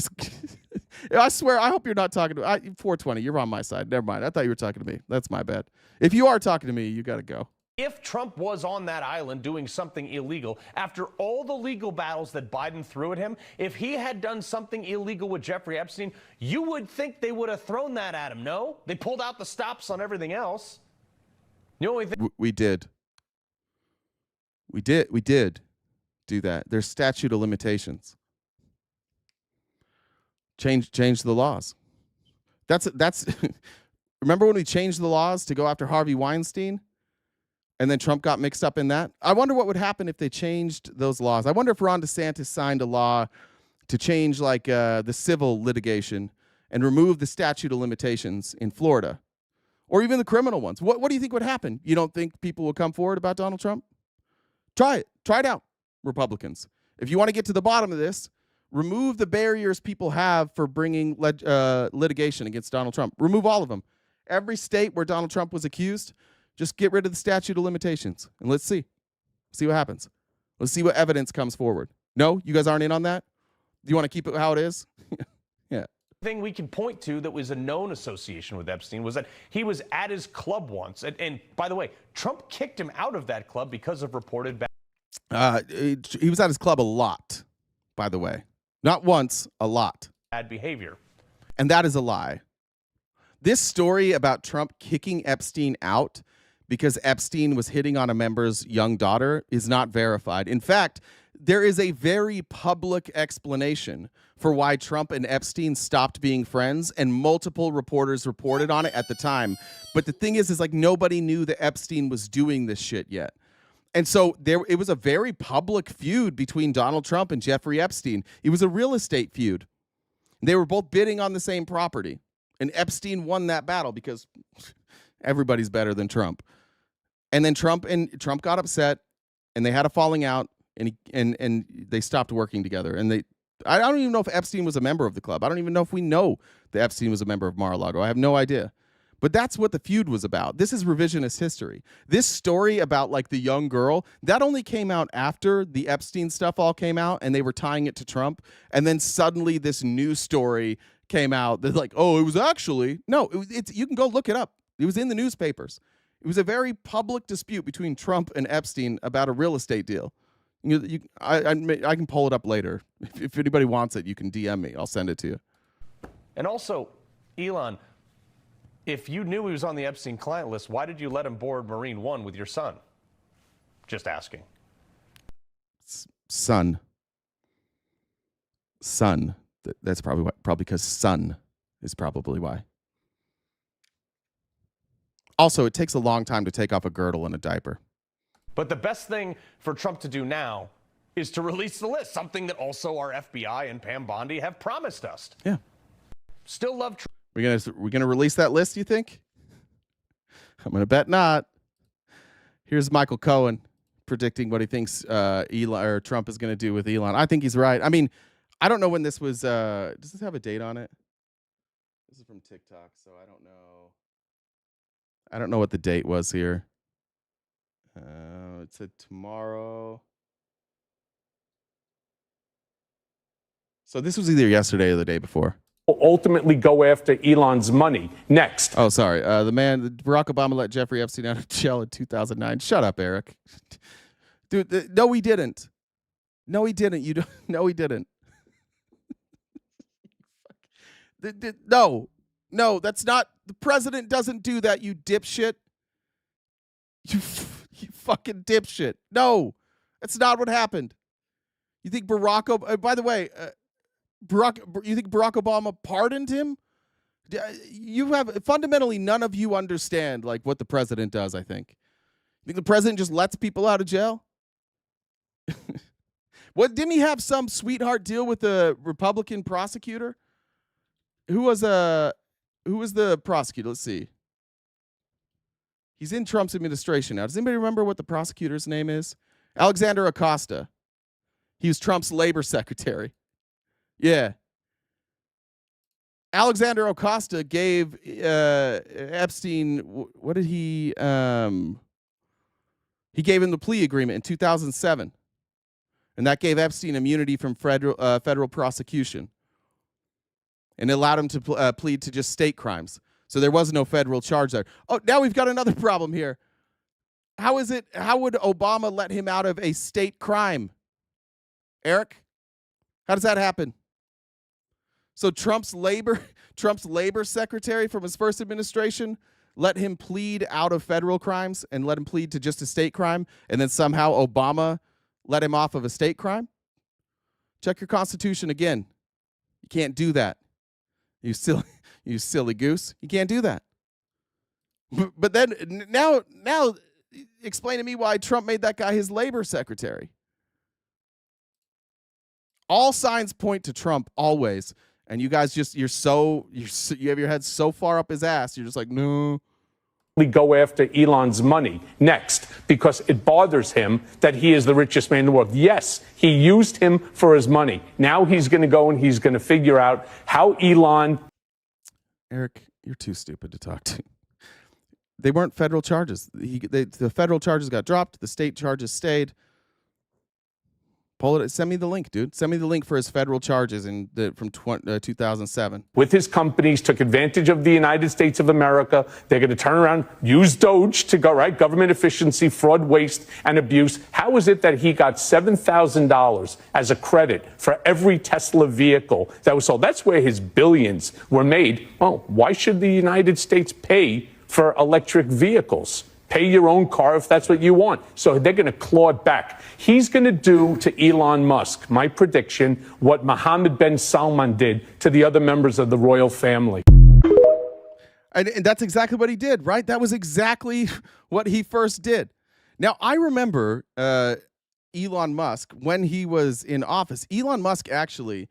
they brought up the EV credits when they were first discussing this bill. They brought up the EV credits, and Elon, whether he was flexing, whether he was like just trying to support Trump, whatever it was, at the time, Elon Musk said, "I don't care. Like, get rid of the tax credits." We've debated it on this channel. I've debated it with Republicans on this channel.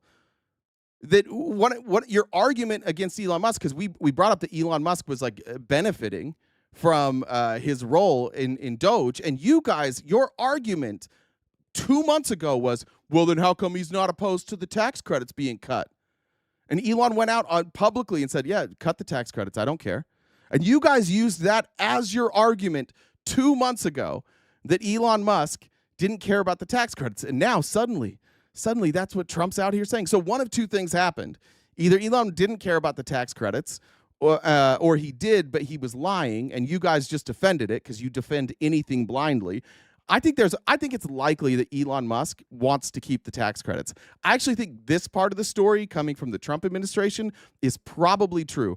I think the order is probably off. My guess is that Elon Musk he was so empowered at the time. He said that. He went back and he met with his investors and they're like, dude, what the fuck? We need tax credits or we'll sell less cars. We have to have tax credits. And so I think Elon Musk got read for filth from his investors and his board.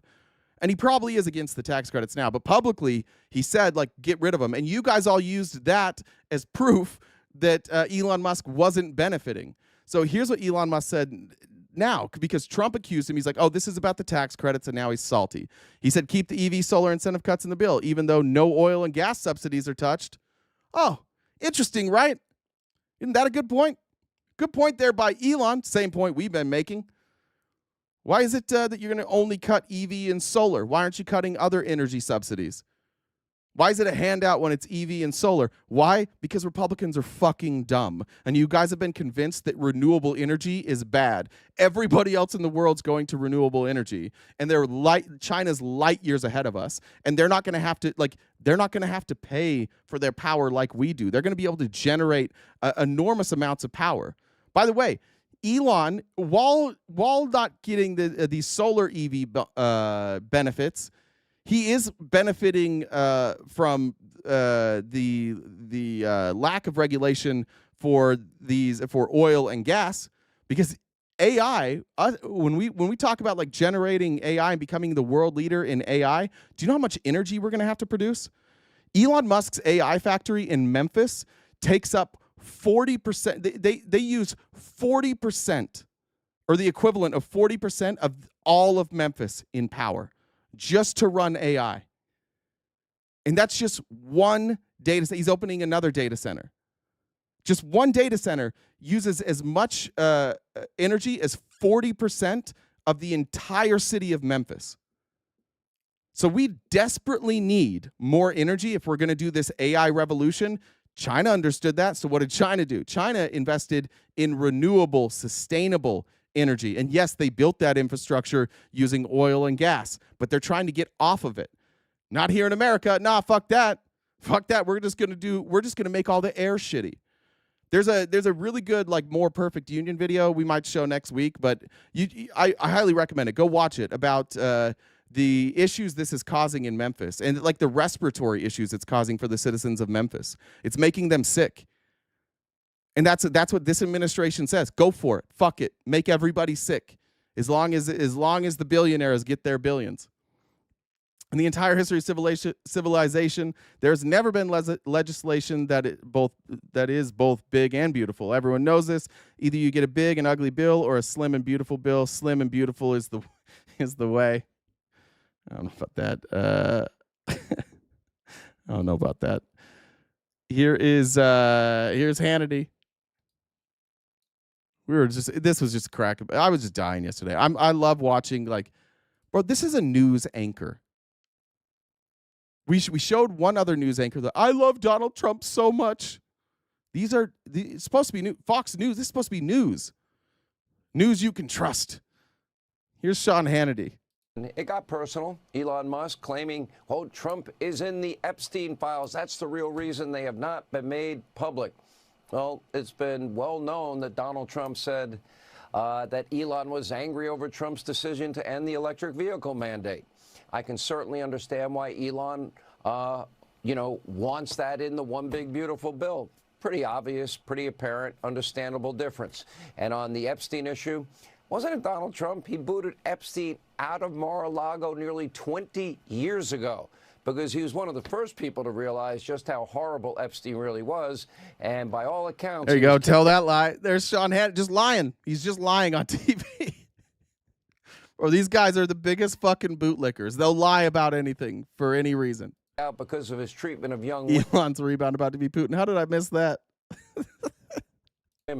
Now, Democrats and the media, I'm just thinking out loud here. I'm just wondering, putting two and two together. Yeah.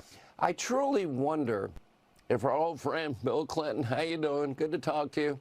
We know he had a relationship with Epstein. That's been reported on. Yeah, not as close though as Trump. There's no clip of Epstein saying or Clinton saying excuse me. There's no clip of Clinton saying that Epstein is a great guy. We've been friends for 15 years. Terrific guy. He likes beautiful women almost as much as I do, but he likes the younger ones. There's no clip of that, but there is one of Trump saying that. There's no clips of Clinton and Elon. Or excuse me, Clinton and Epstein partying at Clinton's house, but there's certainly clips of Trump and Epstein partying at Trump's house. Trump didn't set up a bunch of parties for Clinton didn't set up a bunch of like parties and like pageants for Epstein to go to. That was Trump. All this shit that they do, like I understand you guys. There's a painting of Clinton in a dress. And there's pictures of Clinton with Epstein. And I wouldn't be shocked if Clinton did things with Epstein. I wouldn't be shocked by that one bit. But it's fucking crazy to hear a person on the news just ignore the overwhelming evidence that Trump and Epstein were extremely close and be like, well, what about Clinton? Is he in is Bill Clinton, is he in those files also? I can't say for sure. I haven't seen them. But if I was a betting man, I know where I'd put my money. You wouldn't put it on Trump? If you were a betting man and you bet on Clinton and not Trump, then you're a shitty bettor because you're using bad data. I used to be a professional gambler. That would be a bad bet. Even if you won the bet, statistically, that would be a bad bet. You would be considered like, you would just be considered like common, or you would be considered like an average bettor. A good bettor, a sharp bettor, is somebody who uses data, and they would be like, the odds are the person who was with Epstein at parties with girls is probably the person who's on video partying with Epstein. That's probably the most likely person. Now, if by some, chance that Bill Clinton is in there, I wonder if he kicked Epstein out of his life as publicly as Donald Trump did. Yeah, he did. He kicked Epstein out exactly as publicly as Donald Trump did. They didn't. This story about Donald Trump publicly kicking Epstein out of his life didn't fucking happen. That story didn't exist. Go look at it. Go find the origins of that story. It was while Trump was running. That story didn't exist. He did it exactly as publicly.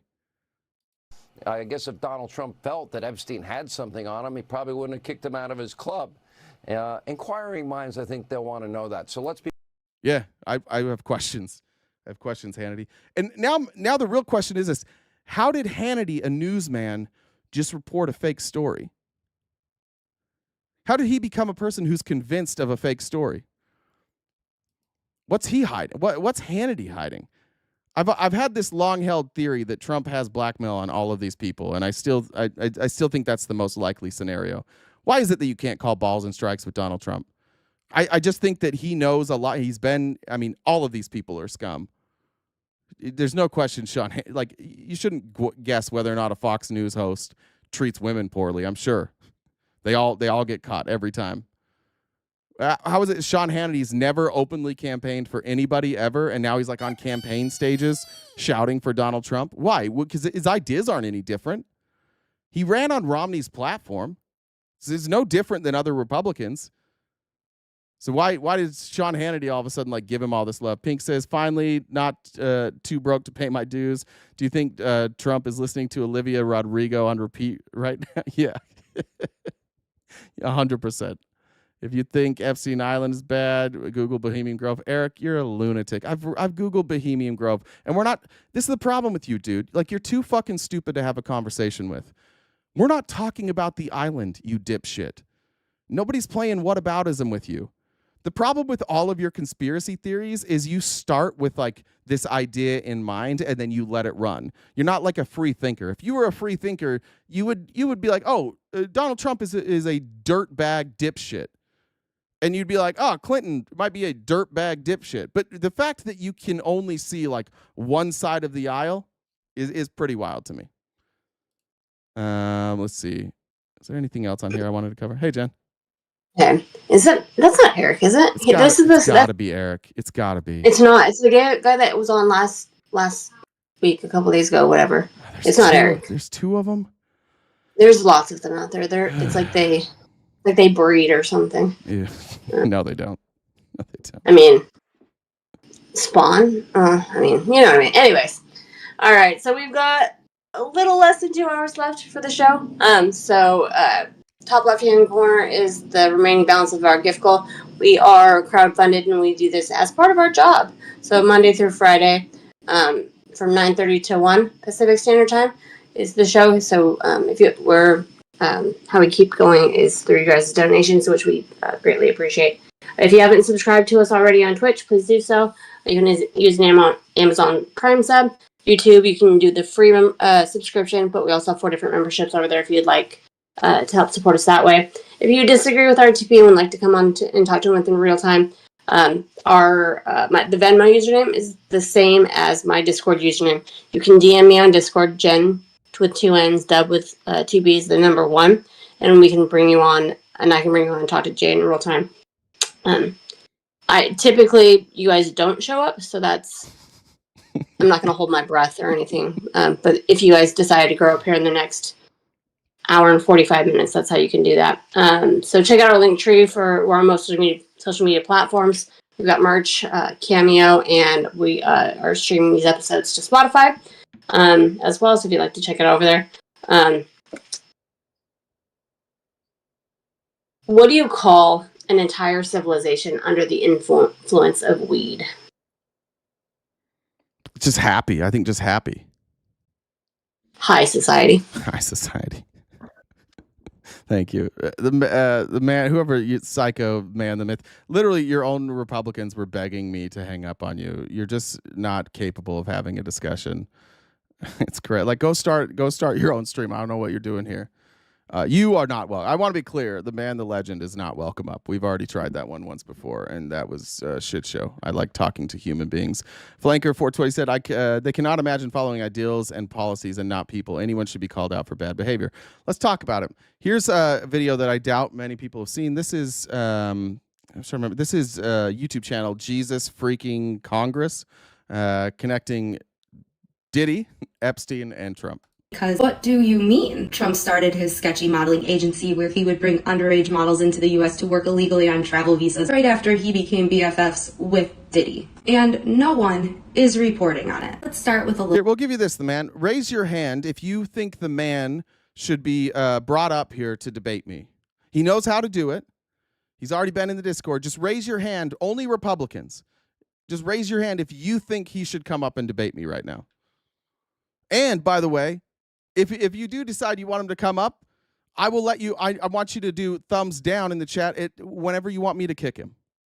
Little history as to why this timing is especially sketchy. It is the 90s and Trump is in debt and everyone knows it. But then creditors start valuing his brand out of nowhere and his finances start improving. But what was Trump doing during this time? If you guessed that he struck a business deal hosting and sponsoring parties with teenage girls who were as young as 14 and the average age being 15 for rich old men, you would be right. He hosted Look of the Year on large private yachts and in his Plaza Hotel. This Look of the Year competition is fucking insane. If you go and you look into it, we covered this maybe 6 months ago, but it was this event where they had a private yacht. I think they took off from New Jersey from his hotel. Does it say that?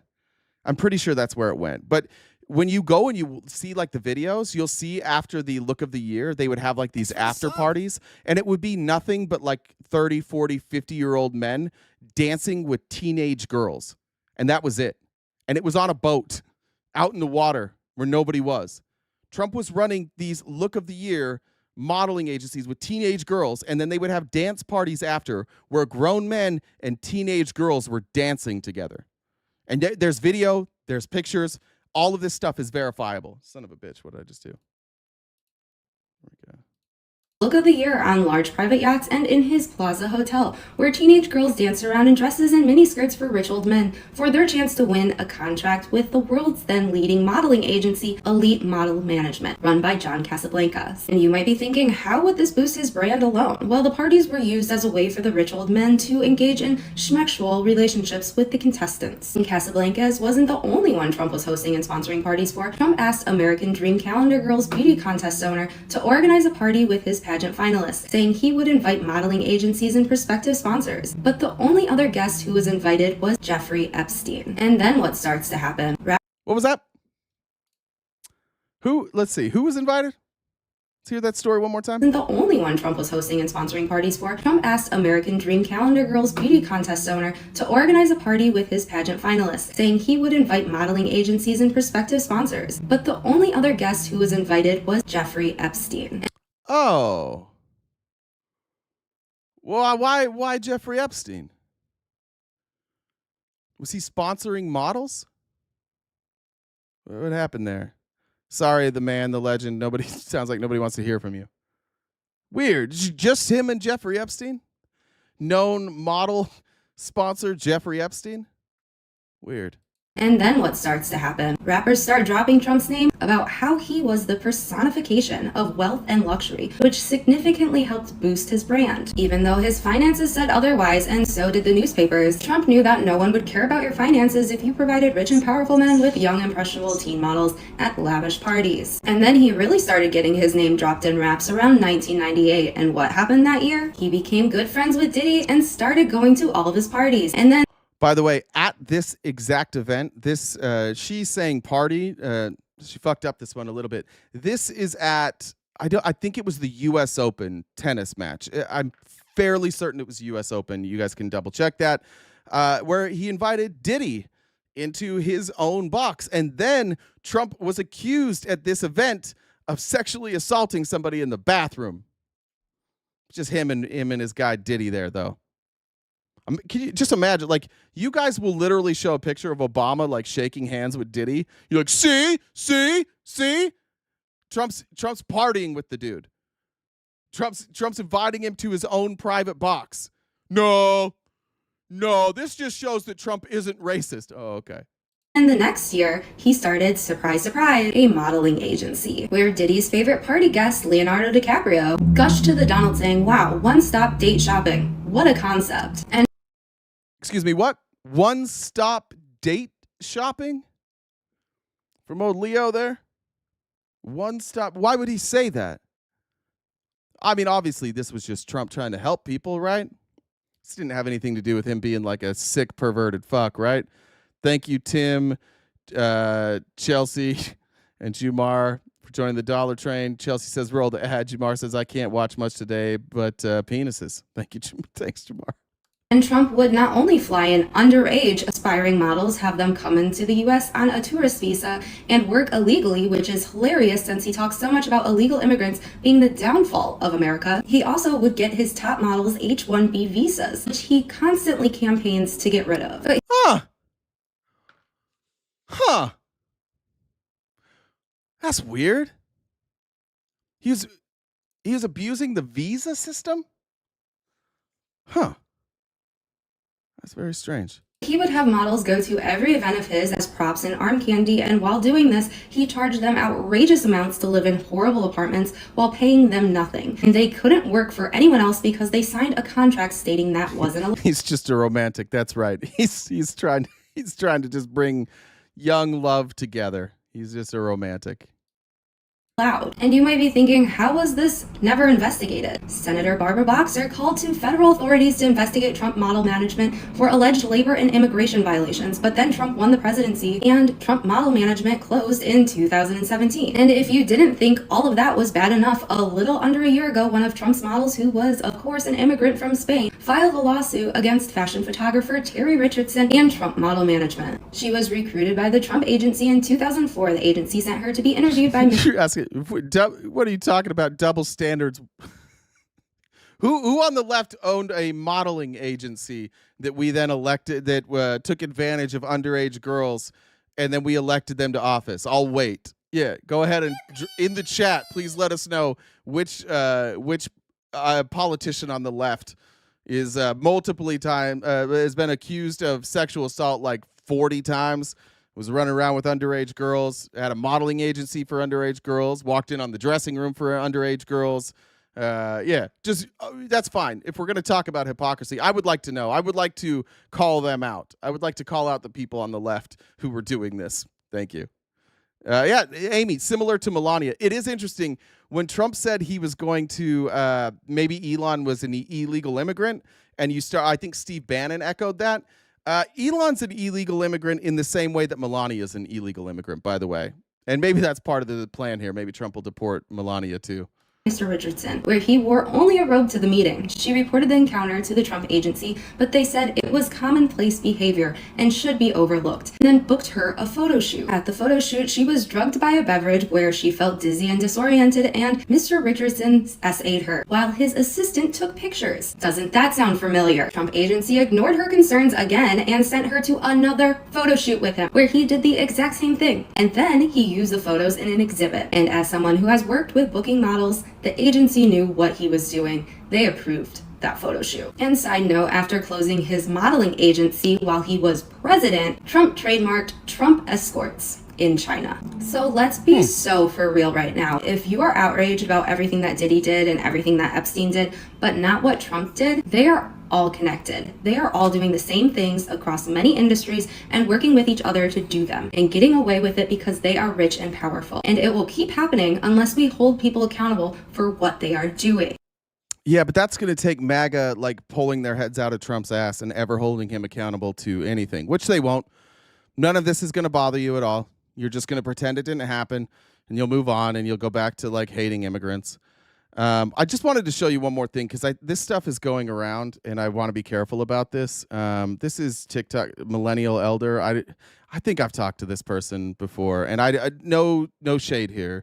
I'm not trying to be disrespectful. I'm just in the spirit of transparency. I've seen this going around TikTok for a while, and I just wanted to cover it. Rockland County, huh? I'm going to be really careful when I talk about this. I mean, it's not like I'm getting views anyway. TikTok suppresses everything that I do, so I'm probably not risking much. But that contest back in November, this Rockland County lawsuit is significant. And if you're wondering, like, how is this lawsuit proceeding, I'm just going to provide one. So this is a lawsuit regarding Rockland County and specific precincts where Kamala Harris got 0 votes. And down ballot, she got, Democrats got much larger votes. In fact, in some cases, Democrats won down ballot and Kamala got 0 votes. Piece of evidence that they've submitted. Ramapo 35 is a district within Rockland County. Ramapo 35 went 79% for the Democratic Senate candidate, Kirsten Gillibrand. Yet in the presidential race, Kamala Harris received 0 votes. 0 votes for Kamala Harris, 552 for Donald Trump. He won 99.52% of that district.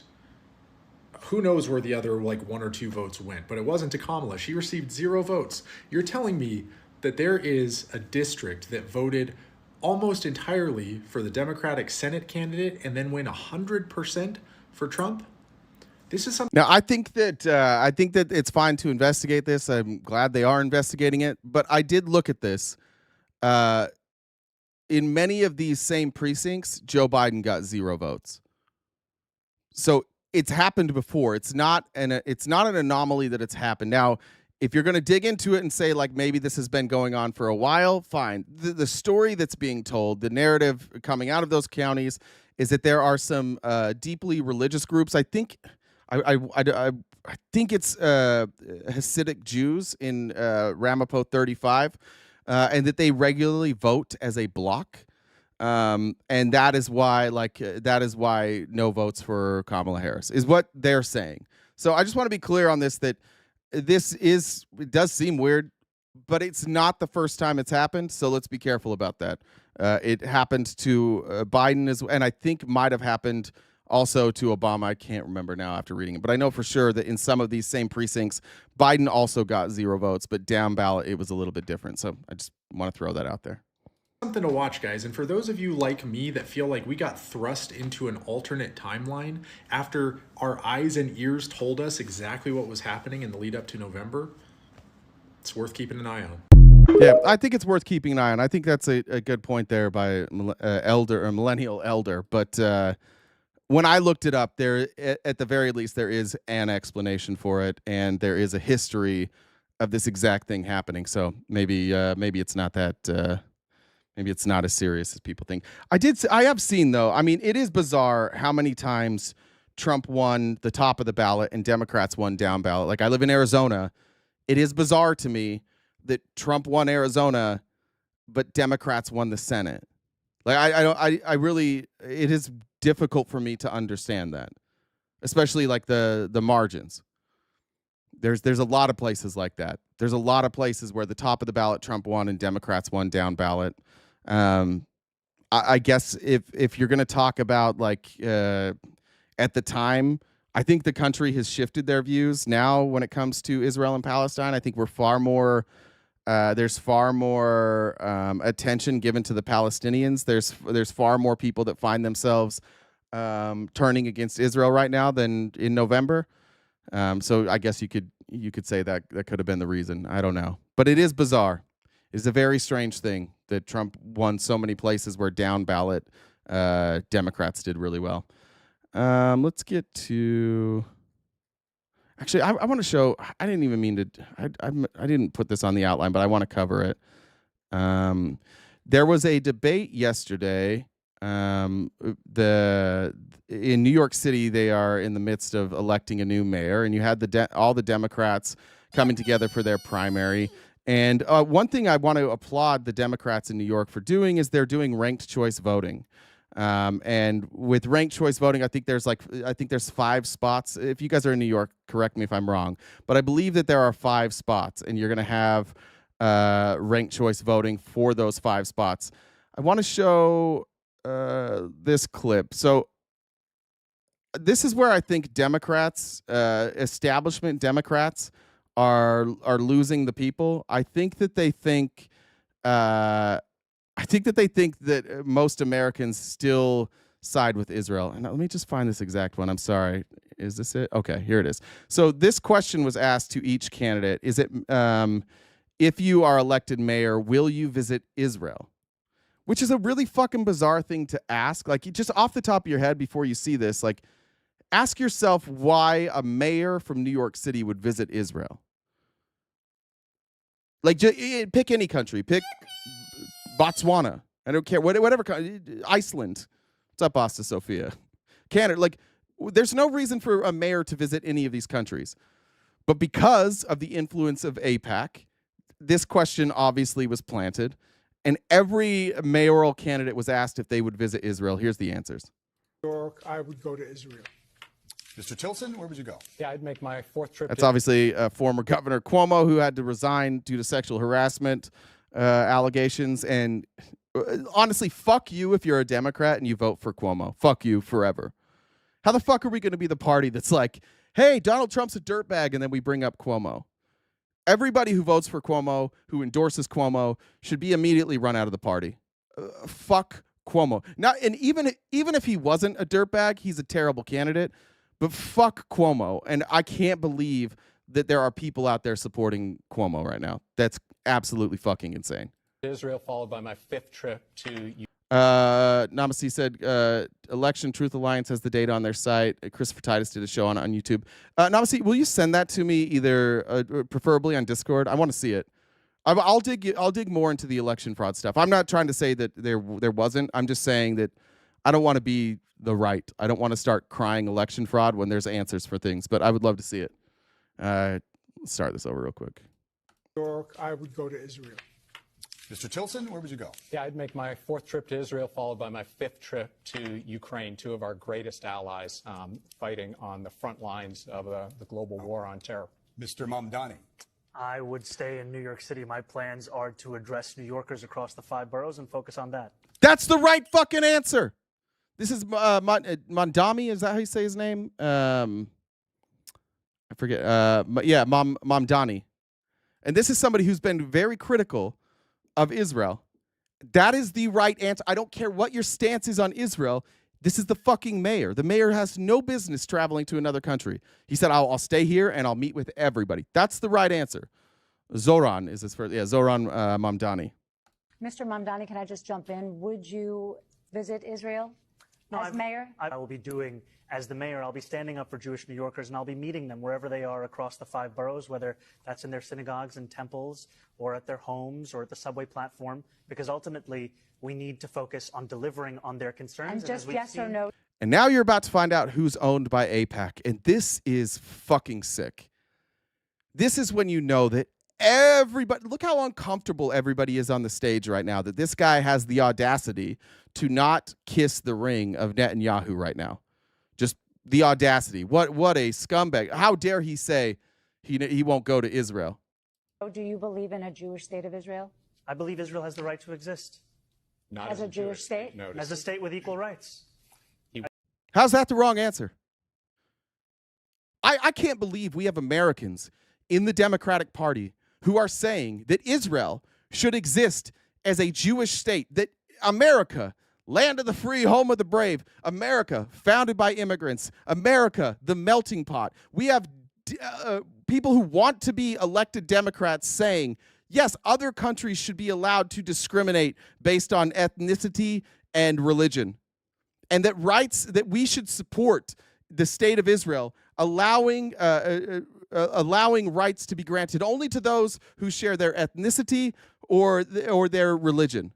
I cannot believe that on our side of the aisle, we still have these AIPAC motherfuckers out here advocating that other countries should just have a dedicated religion, and that other people who aren't part of that religion should be allowed to be discriminated against. Every one of these people should be run out of our party. They can go be Republicans. That's fine. That's absolutely insane for anybody in this country to say, how the fuck did we become such cucks to Israel? How did any of this happen? He won't say it has a right to exist as a Jewish state. Be very clear. And his answer was no, he won't visit Israel.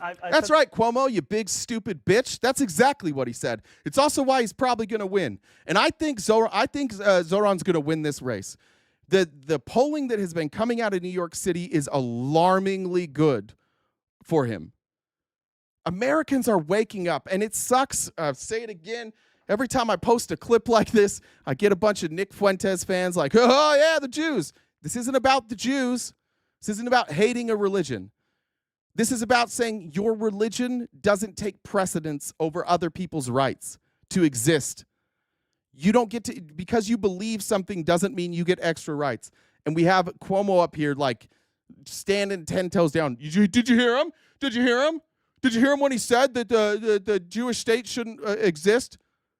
Yeah, he said that everybody in Israel should have equal rights, and you have Democrats on the panel disagreeing with that. There's a cancer in this country, and it's called AIPAC, and it's got to go. That's what he was trying to say. No. Unlike you, I answer questions very directly. All right, and I want to be very clear. I believe every state should be a state of equal rights. Okay, thank you, Mr. Mamdani. That's the right answer. In what world is that not the right answer? How is there any answer other than that? Should Israel exist? Yes. Should they give separate rights to Jewish people? No. It's an easy answer. Also, why is this being brought up? That's another answer we could ask. And then I wanted to show one other clip from. Shit, I closed it. I have way too many tagged clips. I'm sorry. I don't know why I didn't put this on my outline.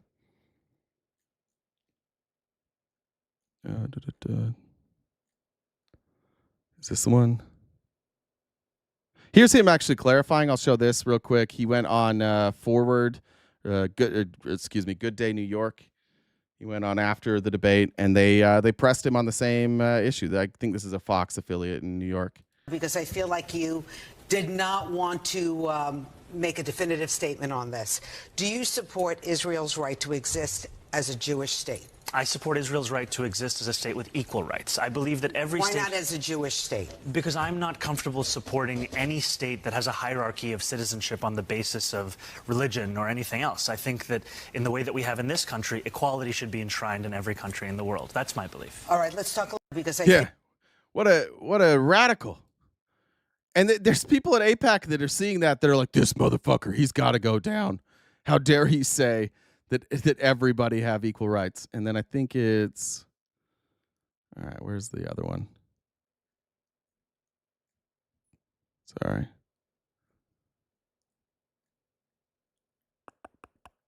Is it this one? Yeah. I just want to show Cuomo having an absolute meltdown here. Andrew Cuomo, again, I saw somebody said like, yeah, there it is. Dirty Money. Cuomo is your people. Yeah, look, I agree with you, Dirty Money. Like, I'm upset about it. I agree with you. The thing that sucks about Cuomo is what Cuomo highlights is that there are people within our party who we think like we think, and they don't. They don't. They think like Cuomo thinks. We vote. They're the vote blue no matter who.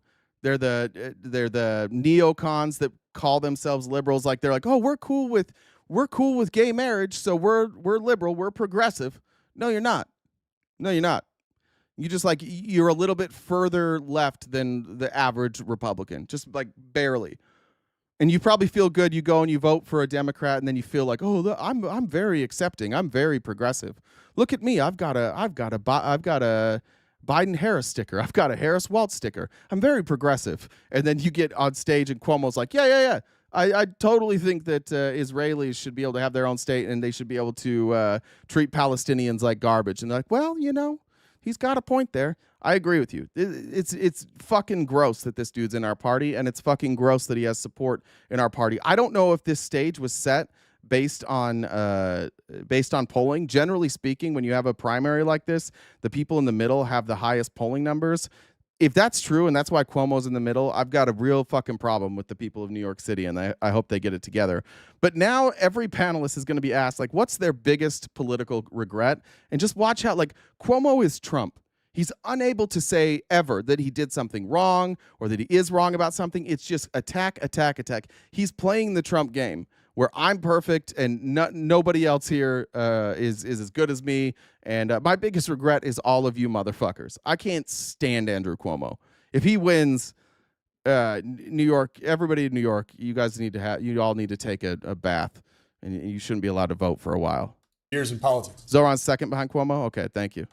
As a Democrat, one of my regrets is having trusted the leaders within our own party, leaders like Andrew Cuomo, because what we've seen is that kind of leadership has delivered us to this point where we are under attack. Thanks, William. Sorry, real quick. And Alexa Truth Alliance has the data. I covered that. Thank you, William, though, for the donation. By an affordability crisis on the inside and a Trump administration on the outside.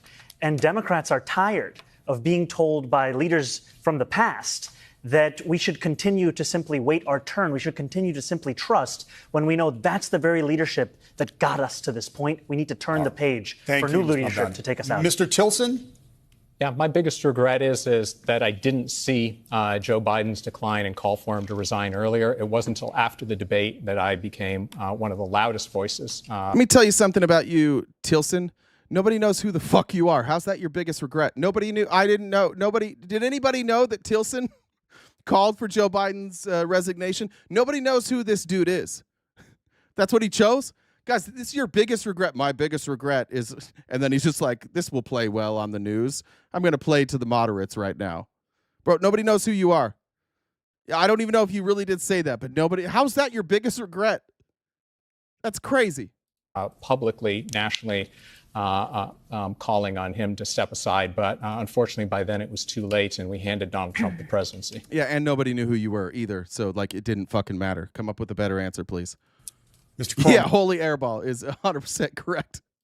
Your regrets. Now, Cuomo, the other thing about Cuomo, let's just say it, he's not that bright. He's just a fucking blowhard. He's just like his brother. It's just yappity, yap, and no substance. I can't stand the Cuomo brothers. I cannot stand them. They stand for nothing. They say nothing. They're professional yappers. Like, they're every New York stereotype, like, lumped into one, except for they have money. I don't know what their parents did for money. I don't know how they got all their money, but they're just like silver spoon New Yorkers. Everything that people say when they want to disrespect New Yorkers, they just, like, put all those negative stereotypes together, and then they're like, Look at this. We made you an Andrew Cuomo. And then here he comes out and he's leading. because fucking New York can't get it together. All the years you've spent in politics. That the Democratic Party got to a point that we allowed Mr. Trump to be elected, that we've gotten to a point where rhetoric has no connection with reality, where a person who has served in government for several years only passed 3 bills. Okay.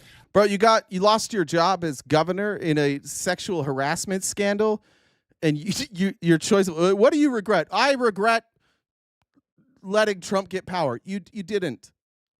I mean, except unless what you're saying is like you lost your ability to criticize Donald Trump because you're a dirtbag too. Why don't you say that? My biggest regret is being a dirtbag, so that when I call out Trump, they can't turn around and be like, "Hey, look, you're a dirtbag too. You're the reason." Like, when people do whataboutism about Andrew Cuomo, it's fair. What the fuck are we gonna say? If Andrew Cuomo comes out and is like, Donald Trump is a danger to women, every Republican's like, and we're like, fuck, that's true. It's a good point. It's a good point that he's a danger to women too. It's a good point that if he gets elected, what does that say about our party? What does that say about New York Democrats if they re-elect this guy?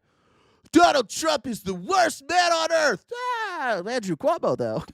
Let's bring him up. He says nice things about the state of Israel, so we'll just ignore all of his sexual harassment. If this guy wins, I don't know, maybe we start talking about a third party in New York. Believes they have the. I think he resigned. I don't think he got kicked. I mean, he got pressured out. I don't think he got impeached and removed. I'm pretty sure he resigned. The experience and credentials to run the greatest city on the earth. And the Democratic Party seems okay with that. Mr. Cuomo, this question, was about your personal regret in your years in politics. I said I regret the state of the Democratic Party. That's not a personal regret. See, that's what he's also dumb. That's the other part we need to say about Andrew Cuomo. Not only is he have no principles, not only does he have no substance, he's also not that bright. Please do not vote for Andrew Cuomo. Not a smart man. Even if you're cool with sexual harassment, even if you're like, that's not a deal breaker for you. A deal breaker should be he heard a question, he has no fucking clue how to answer it. That should be another deal breaker. He's too goddamn dumb to do this job.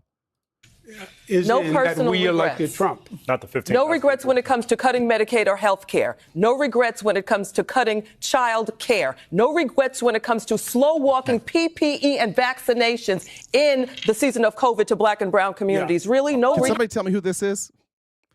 I appreciate her speaking. I don't know who she is. She's on the edge of the stage, so I don't think she's going to win, but I don't know who that is, but that's pretty good.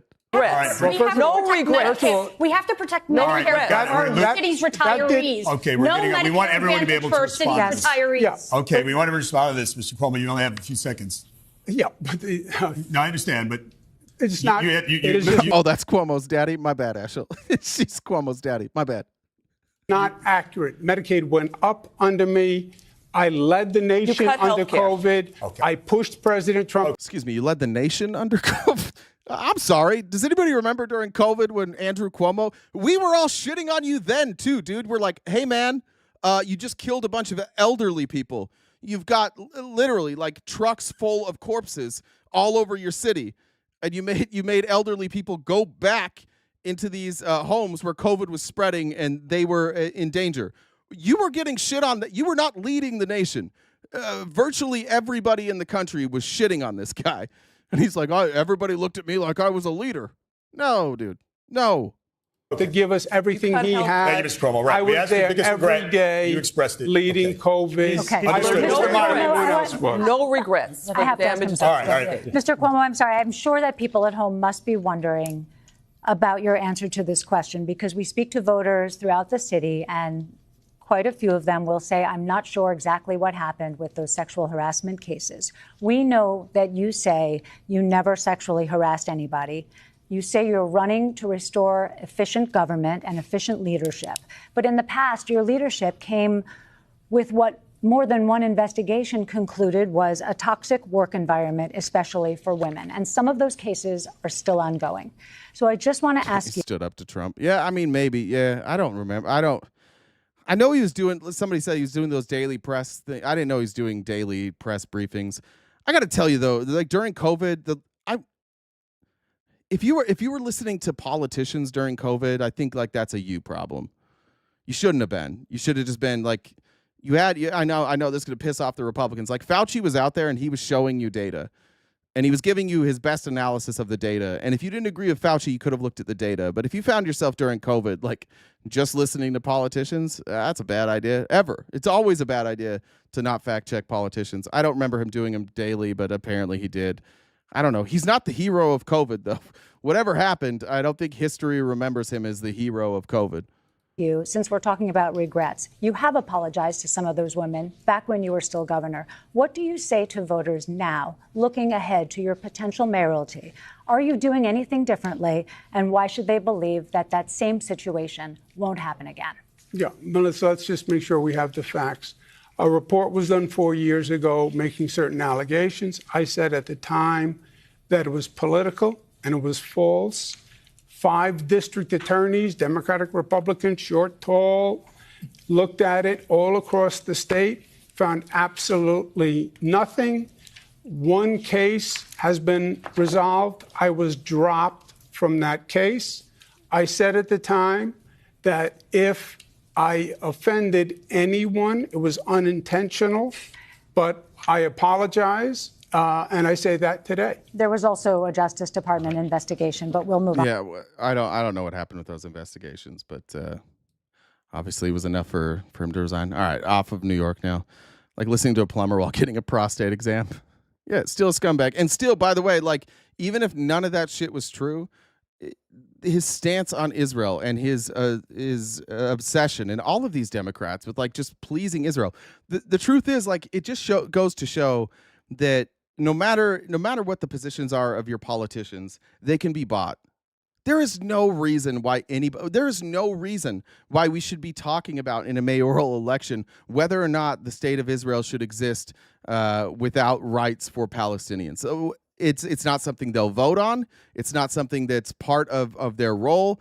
It's just an AIPAC question. So AIPAC can figure out like who are we going to give money to? And that's it. And so they all just kiss the ring except for one person. And so I look forward to hopefully New York making the right decision. I want to talk about Project 2025 a little bit, and then the big beautiful. Actually, I'm going to go to the big beautiful bill. This was from Sharice Lee from Midas Touch, but the person put this video together is named Haute Haute Foley, Folie, or Folly, not sure. And this is kind of long, and it's a little bit slow, and I apologize. I couldn't figure out. I didn't want to cut out any of it. Basically, what she did is she asked ChatGPT its thoughts on the big beautiful bill. She wanted a understanding of the big beautiful bill, and here's what ChatGPT had to tell her. Uploaded all 816 pages of the Big Beautiful Bill Act into ChatGPT, and I said, what are your thoughts on this bill altogether? Really give it to me, don't hold anything back. And here's what ChatGPT told me. This bill, H.R. 1, the One Big Beautiful Bill Act, is not just aggressive in scope, it's a direct and deeply strategic attack on the democratic architecture of the United States. It masquerades as administrative efficiency and fiscal responsibility, but underneath it's a comprehensive blueprint for executive consolidation, ideological control, and systemic disenfranchisement. Here's the blunt truth. It's authoritarianism wrapped in bureaucratic language. H.R. 1 is what happens when an entire governing philosophy is based on dismantling government unless it serves the powerful. Every single chapter of this bill either centralizes executive authority, defunds regulatory agencies, strips away civil protections, or shifts the burden of governance onto the most vulnerable people in society. I'm sorry about the volume. This is as loud. You can see there. That's as loud as I can go. It's volume all the way up on my computer. I apologize. It's just she just speaks quietly. Expedited deportations without judicial review.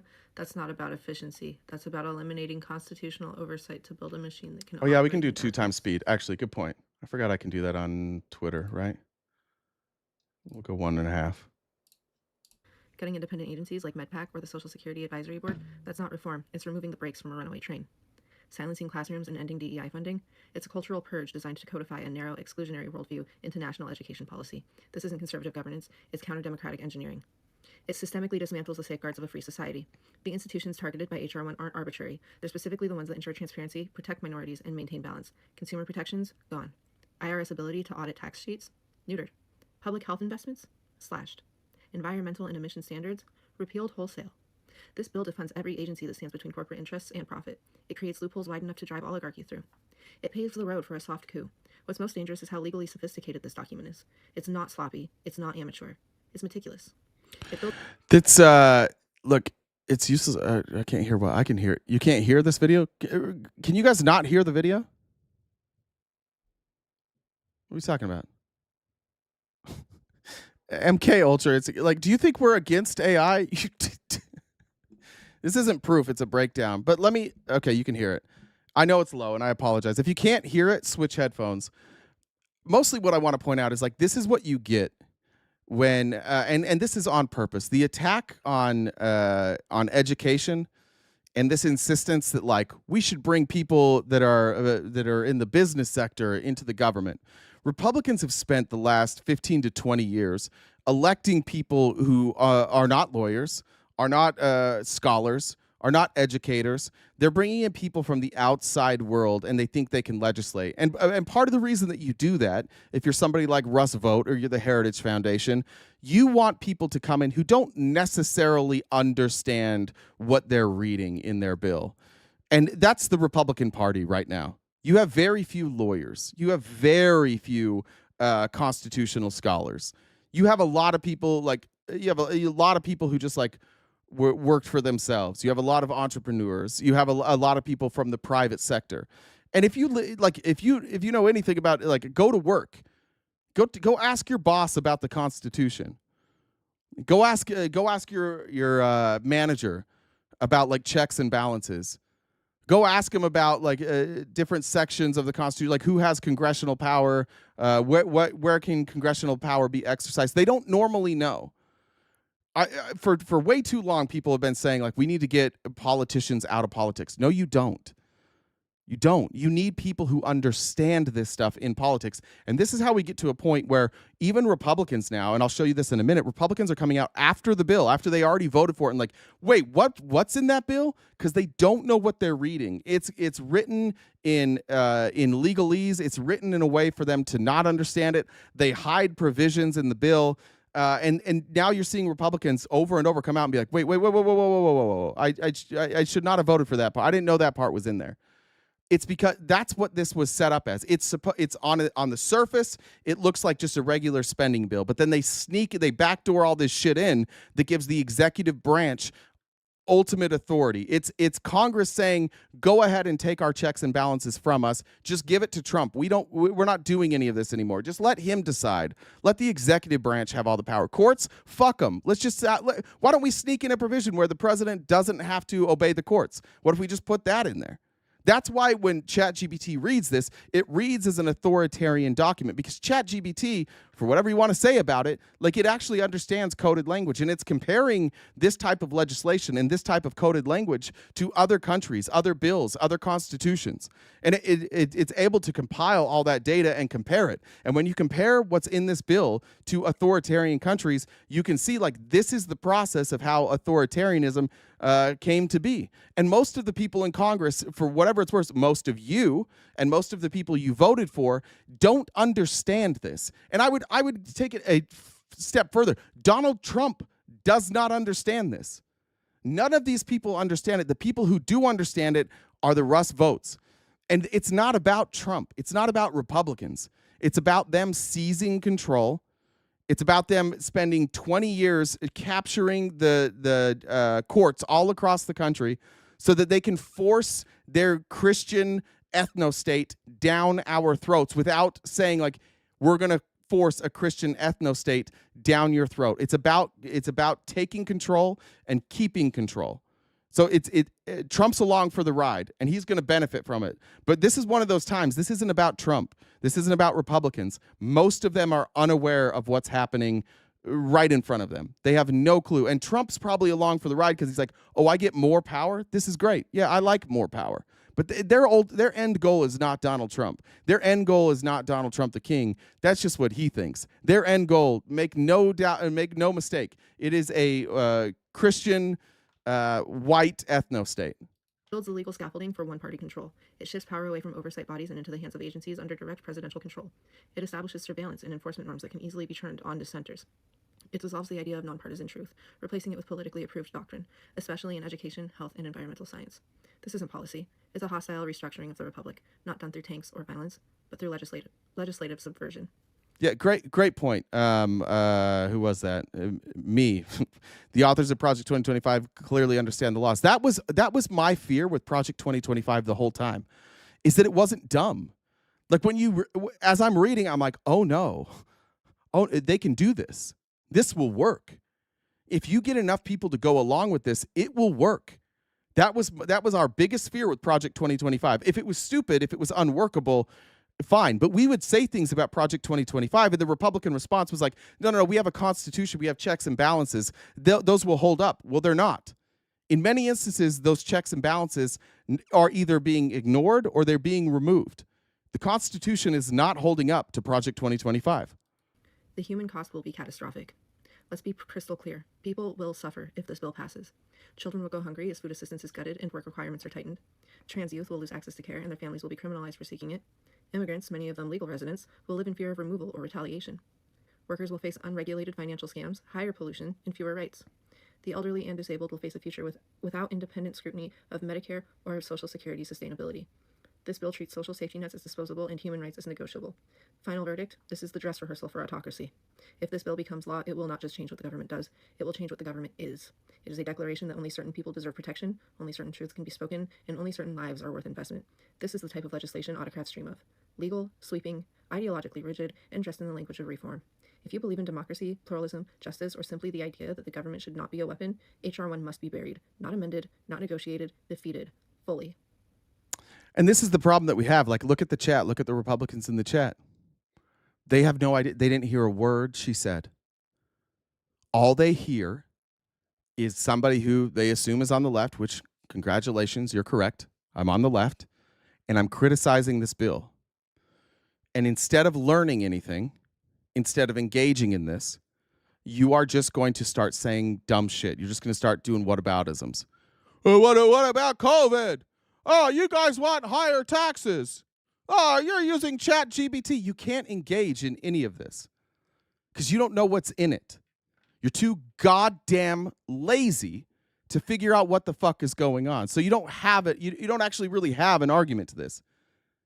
It's just going to be it's RTP and the people supporting this guy need to study philosophy and psychology. I don't know. Psychology, Flamity. That's funny. I like that. Yeah, like this isn't about like something we disagree on. Every Republican in here agrees that we shouldn't have an autocracy. You just don't know it when it comes. Like it's here. They're trying to do it. You just won't recognize it because you always assumed and you've always been told that it will come from the left, that it will look like communism. And I use this again and again and again. You will never be duped by people who think differently than you. You will always be duped by the people who think like you, who talk like you, who speak like you, who look like you, who act like you. That's how deceit happens. You are never deceived by people you already don't trust. That goes for everybody. On the left, we need to look at the same thing. That's why we just covered that debate for New York City. Because the people who are deceiving you and telling you they care about progressive values are also saying, hey, let's have Israel just be able to be like an ethno-state. That's fine. And we're like, wait a minute, we're opposed to that, Democrats in New York. We're supposed to be opposed to that. Why are the people in New York just going along with it and supporting Cuomo? Because they don't know what the fuck they're looking at. They don't know what the fuck they're hearing. They're just like, oh, I know Cuomo. Oh, I like Cuomo. He stood up to Trump. Oh, I like Cuomo. I remember those daily briefings where he said the opposite of Trump. Therefore, I like him. This isn't like a partisan thing. You are going to be deceived by people who think like you. You will never be deceived. Like, I'm not going to be deceived by Trump. I'm not going to be deceived by you. I'm not going to be deceived by Ted fucking Cruz because I already know not to trust them. I'm already like, there's already something inside of me that like everything they say, I'm already skeptical of. Who am I going to be deceived by? People that I trust. people that like share my opinion. Those are the people I need to be aware of. I need to be aware of politicians like Bernie Sanders. I need to be aware of politicians like AOC. I need to be aware of politicians like Jasmine Crockett. People that I tend to like, Dan Goldman, Jared Moskowitz. I need to be, those are the people I need to watch. Those are the people I need to be careful. Like when I listen to what they say, do I agree with them because I agree with them, or do I agree with them because I know what they're saying? And I think too many people in America just agree with the side that they're on without thinking for 1 second that those are the only people who can lie to you. So stop doing this whataboutism shit. Yes, it's true. People on our side lie. And you might see that more, if you're on the right, you might see that more clearly than we see that.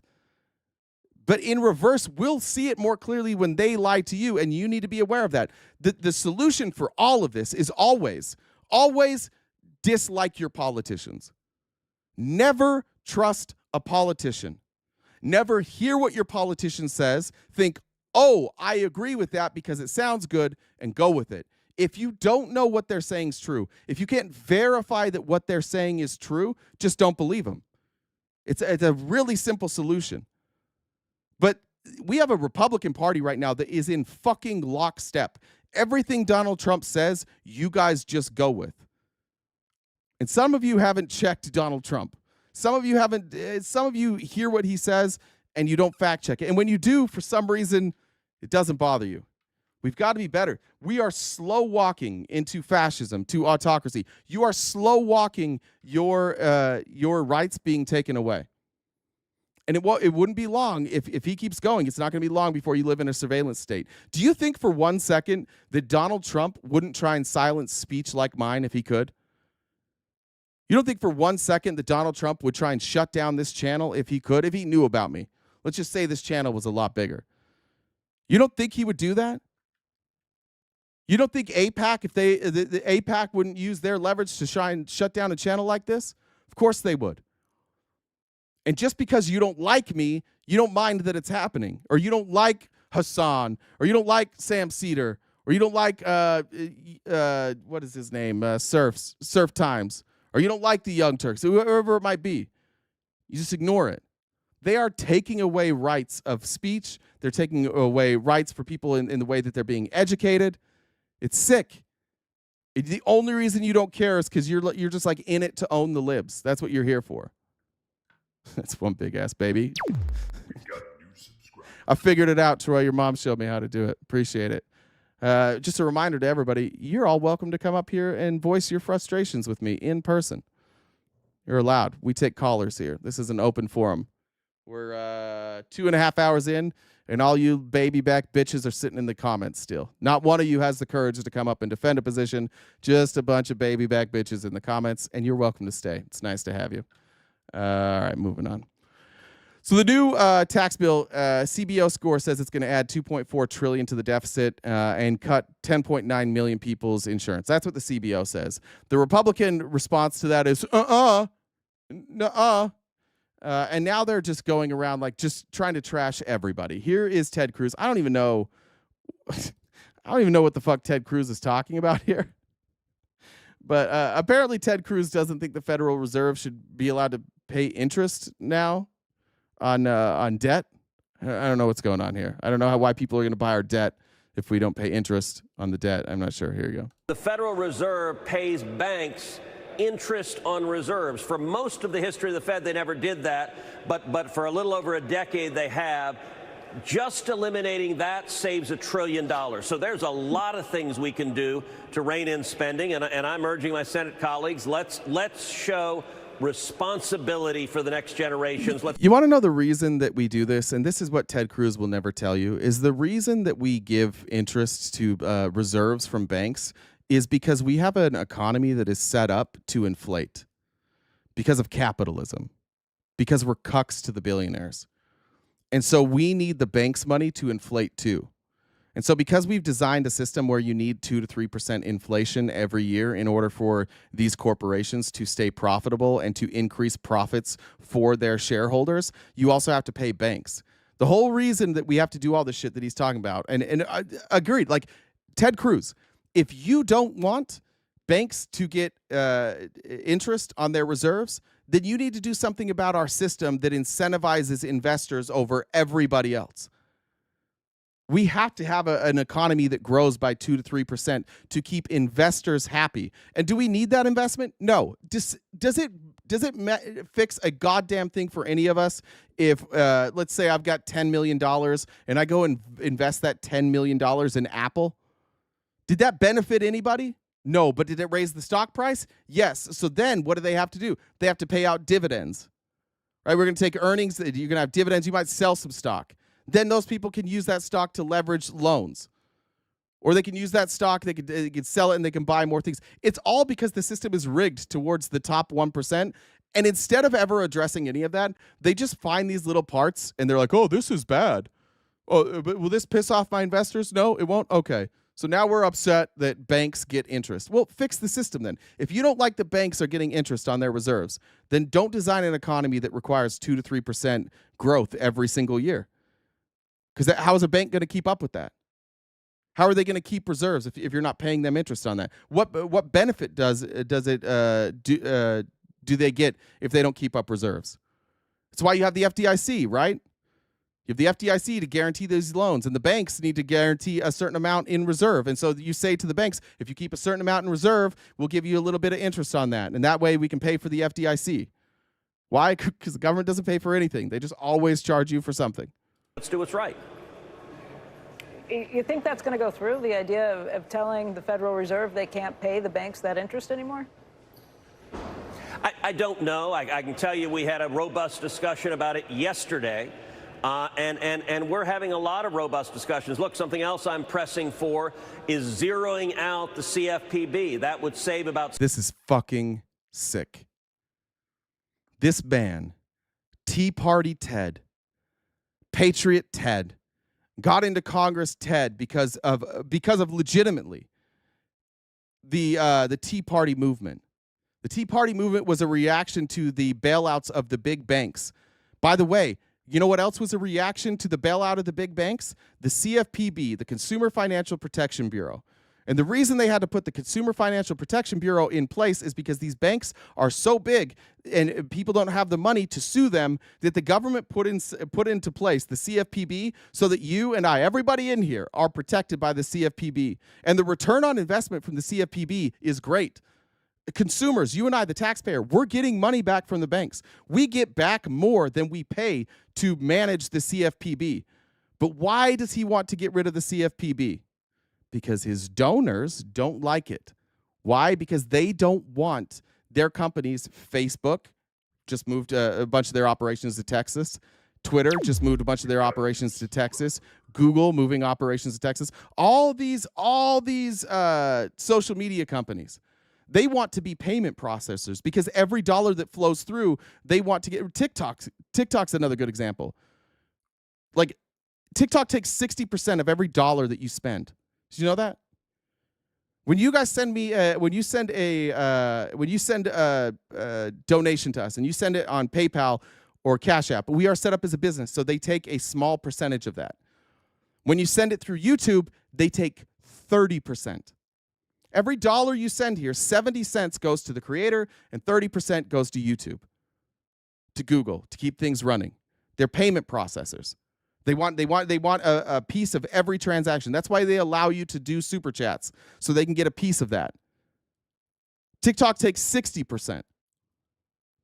And what they don't want to do is they don't want to be regulated like banks. Because if you really think about it, should TikTok get 60% of every dollar that you spend there? Are you spending it on TikTok? No, you're spending it on the creator. Why is the creator getting, it's 66%. Why is the creator getting a third of the money? Why is the creator on here getting 70% of the money? You're paying the creator, but they want 30%. Now, could a bank get away with that? Probably not, because they're heavily regulated. But these types of companies, they're not regulated. And the CFPB is standing in the way of these companies being regulated like banks. The CFPB would be the one that would be responsible coming to, we could go to them and say, like, look what TikTok is doing. This is fundamentally an unfair practice by TikTok. And it could be the CFPB who goes to TikTok and claws some of that money back. And that's a win for everybody. It's a win for the creators, and it's a win for you guys who are donating to the creators. That's what the Consumer Financial Protection Bureau is there for. It's in place for the same reason Ted Cruz got elected. Because people don't trust big banks. People don't trust big corporations. But then Ted Cruz gets in there and he finds out, oh shit, these motherfuckers will give me money? I guess I'll just do the bidding for them. Now he's talking about gutting protections for all of us. All of us are getting fucked right now, whether you like it or not. Like, no matter where you are on the political spectrum right now, what Ted Cruz is advocating for will not save you money. It will cost Americans money, and it fucks you in the ass. It just allows businesses to fuck you. $7 billion, but actually the biggest saving there is not even from the direct dollars. It's from ending the regulatory assault that is really hurting job creation. And so there are a lot of yeah, go ahead. I'm just pressing on the bank ones in particular because that's of interest to our audience. That would be a big differential in what the banks can be expecting to take in as revenue and as profit for next year. Is that likely, you think, to get done? I don't know if it's likely. It is certainly possible. What I'll say is, for the history of the Fed, for nearly 100 years, it paid no interest on reserves. And then following the great financial crisis, they put in the policy of paying interest on reserves. It right now costs the Fed used to generate money for the American taxpayer. It's now costing about $100 billion a year. And the way it used to work is if banks wanted to make money, they had to go invest that money and make loans and take care of it on themselves. I don't see a reason. So why are you calling for deregulation then? This is what's so crazy about this. Like, this guy is constantly calling for deregulating financial institutions. What he's talking about before, the Fed used to make money when we had regulation, then we deregulated everything, and now it costs us money. Yeah, dipshit. It was you.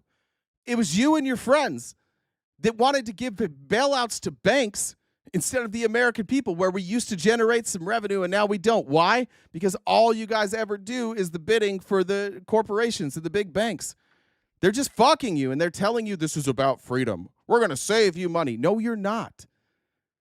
First of all, this thing you're talking, like, it's not even going to go through, but you in Congress and this guy speaking about deregulation all the time. That's why we're losing money, because you guys deregulate. And what deregulate really means is they're not going to charge rich people the appropriate amount of tax. That's all deregulation ever is. It's always, hey, we're going to call this deregulation and red tape, and we're going to talk about small businesses and their inability to start. But the reality is we're just going to cut taxes for fucking rich people, and we're going to tell you it's about you. Reason why the taxpayers ought to be paying for it. That's one example that generates $1 trillion. Look, it was put in place to ensure the stability of the financial system. They didn't want these runs on things. They were trying to do it. If it's unwound quickly, I don't know if it would raise any stability issues, but it would certainly raise profitability issues for the banks if it's done instantaneously. Becky, what I can say is the bank somehow managed. Yeah, I don't know. That's past my talking point. They just gave me, these are the talking points they gave me, and now we're past that. So I don't know what to tell you, Becky. To survive for a century, and if you look at Dodd-Frank, it was put in place ostensibly to stop too big to fail. Now let me ask you something. How did that work? I don't want to be in the position of defending the banks on this. And the small banks went out of business. Many of them. You make a lot of sense. I don't know that taxpayer dollars should be going to fund this. Makes a lot of sense. It's just a big change that could come up quickly. Senator, can I ask? The federal. Flamini told you he was a liberal, then he became a conservative because they have true honor. Human characteristics that make strong leaders and men. The leader should always have at least true emotional intelligence. Bro, shut the fuck up. You're a conservative because you're fucking stupid. And you probably, if you were a liberal, you're over there because they spoke to you stupidly. And you're like, oh, now I get it. And you're just dumb and you got tricked. You're here every day. You say the same dumb shit over and over and over. All right, here's Rogan. I don't know what the fuck Joe Rogan's talking about, but I wanted to play it in case any of you know. I couldn't figure out what the fuck he was talking about here. But I do know that there's Republicans that are scared, and this scared a lot of Republicans. So I'm happy for it. I can't find what he's talking about in this legislation. Let me know if you know what he's talking about here. What about this big, beautiful bill? Isn't there a part of the big, beautiful bill that talks about the government being run by AI? I read something about that today, but I was on the way out the door and I couldn't figure out whether or not it was horseshit. I had also read another study that was done where they found that AI was leaving notes for future versions of itself. After it was told to shut itself down, it started uploading itself to different places and leaving letters, leaving specific notes to itself, to future versions of itself.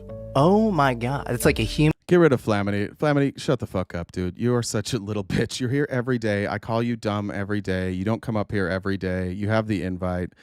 I'm happy to do something besides insults, but you're annoying. So Flamini's got to go for the rest of the day. I'm tired of Flamini. In with a dead man switch Yes, or something. It's being deceptive. It's exhibiting self-preservation. Relevant provision reads that no state or political subdivision may enforce any law or regulation regulating models, artificial intelligence systems, or automated decision systems during the 10-year period beginning on the date of enactment. So this is the part that I think he's talking about. Like, I don't. This 10-year moratorium, I think I have it here. We can, is it here? Here. I think Aunt Marjorie Taylor Greene posted it. I don't have the exact writing in the bill. I could pull it up, but this is what he's talking about. Essentially, in the bill, it says that there's a moratorium on any AI state level regulation, and this is probably put in by people like Elon. One of the regulations that they're going to run into, I don't think it's the regulations Joe Rogan's talking about. Like, Joe Rogan's far more conspiratorial, where he's saying like, oh, we'll just let AI take over. I think what we're talking about is like environmental regulations, air quality type stuff, EPA. I think that's what this moratorium is about. Because it sucks up an insane amount of power, and because we don't have clean energy, it pollutes the air, it dirties the water, it makes people sick. My guess is that this 10-year moratorium is the United States recognizing that we are so far behind China that we're going to need an insane amount of power in order to catch up, and because we don't have renewable energy, we haven't invested heavily enough in solar, in cleaner energy, in wind, in hydro, perhaps nuclear. Like, we just haven't invested in clean energy. So in order for us to catch China, we're gonna have to pollute like motherfuckers. And I think that's more what this is about, if I had to guess. I don't know though. I don't know who put that provision in there. I'm just guessing this is coming from their understanding that people are going to get sick, people are going to die, and they don't want to be able to regulate that. They're willing to sacrifice lives. Then that's reality. Like, they're willing to let a bunch of Americans die to be the leader in AI. Of this act.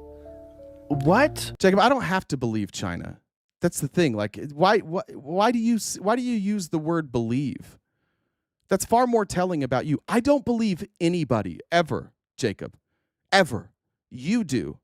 Just go fucking read, man. Go look at China. Go look at their renewable energy. You can look at their outputs. They are far more invested in renewable energy. Look at their electric vehicles. They're better. They produce them quicker, they produce them cleaner, and they're better. They're just ahead of us, and you're still stuck in this world. Like, bro, I get it. If you're in the 1800s, you might have to trust your politicians. You don't have to trust anybody anymore. The internet exists. You can get all of this information. Stop using the word believe. That's an indication of like how you consume politics. I don't believe. Don't say it. Don't believe. Belief should be like, I know this is unpopular. I don't believe anything. It's why I don't like religion. Religion conditions you to believe things. I'm so tired of hearing people, I believe in small government. I believe in low taxes. That's fucking stupid. If there's a population of 100 people, small government makes sense. But if your population goes from 100,000 people to 350 million people, your government's going to have to grow.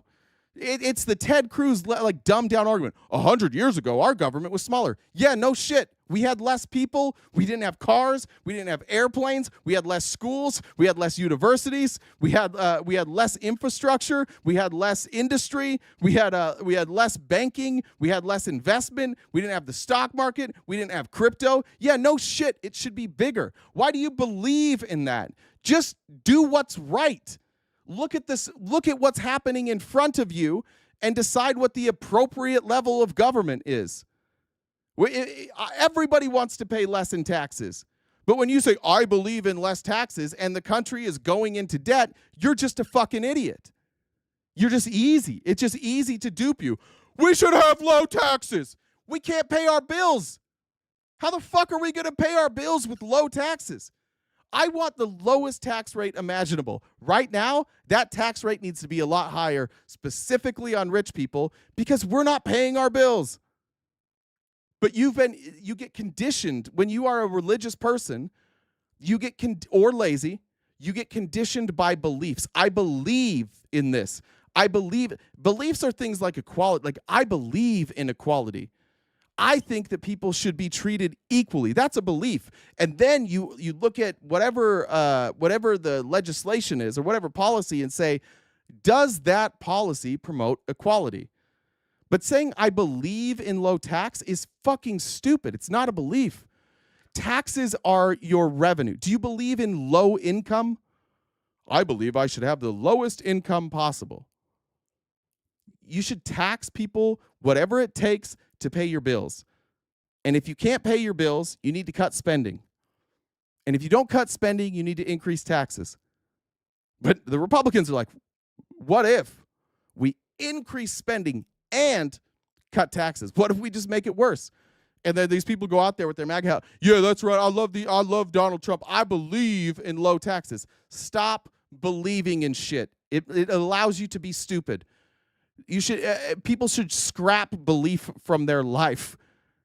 Belief is a crazy thing. It's crazy to believe in in a policy like that. Like themes, sure. If you want to believe that certain like I said, equality, or if you want to believe in God, fine. Like believe in things that require belief. But math doesn't require belief. Math requires math. It doesn't matter if you believe in it or not. I don't care if you believe in math. 2 + 2 is 4. If I have 2 apples and I get 2 more, I've got 4. I don't care what you believe. Well, I only believe in 2 apples. There's only 2 apples. Okay. Well, it's still 4. It just allows you to get duped. Stop believing in shit. I'm going to say that again. No state or political subdivision may enforce any law or regulation regulating artificial intelligence models for 10 years. It's so crazy. This means that U.S. states would be blocked from enforcing laws regulating AI and automated decision systems for 10 years. Well, in 10 years, we have a God. Well, we talked about yesterday these 2 AIs communicating with each other, and then they switched to Sanskrit. No way. They started talking to each other in Sanskrit. Are you serious? Yes. Jesus Christ, it's like a game. Yeah, I don't know what I don't know what he's talking about there. I didn't get the reference there. So that's what everybody's up in arms about. But I think that lack of regulation has just mostly to do with the government understanding, or at least Republicans understanding, that we are so far behind that we are going to have to dirty up our air and our water, and we're going to have to kill a bunch of people if we're going to catch up to China. I support you, but your mods are the typical no accountability females. Why are you saying females, you dumb bitch? I have mods that are men and women. What are you doing? Bro. You sound a little sexist, if we're being honest. He's upset because he's misrepresenting a conversation that would happen, and I told him he wasn't all right, well, misspeak. Well, it sounds, conversation. You sound a little sexist, man. To be honest, that sounded a little sexist. I don't know. Yeah. Maybe go. Maybe. So no, he now he's calling me delusional because. All right, I'm over you. That's all right. Don't piss off, Jen. All right, thanks. I mean, he's gone. He was saying things in the comments about a mod that was not accurate. So gave him a heads up, and now he's gone. So Sorry about that. That was weird. That was weird that he said that. That was a weird way. I think it feels weird to say you support me and then be like, your mods are typical females. It feels like you don't really support what I stand for. So it's weird to say you support me when it's like that. All right. Here's Marjorie Taylor Greene. Now she's an absolute coward. She goes out on the floors of Congress and she says this, which I appreciate. To address the House about a clause that is in the One Big Beautiful Bill. This clause would take away state rights to make laws or regulate AI for 10 years.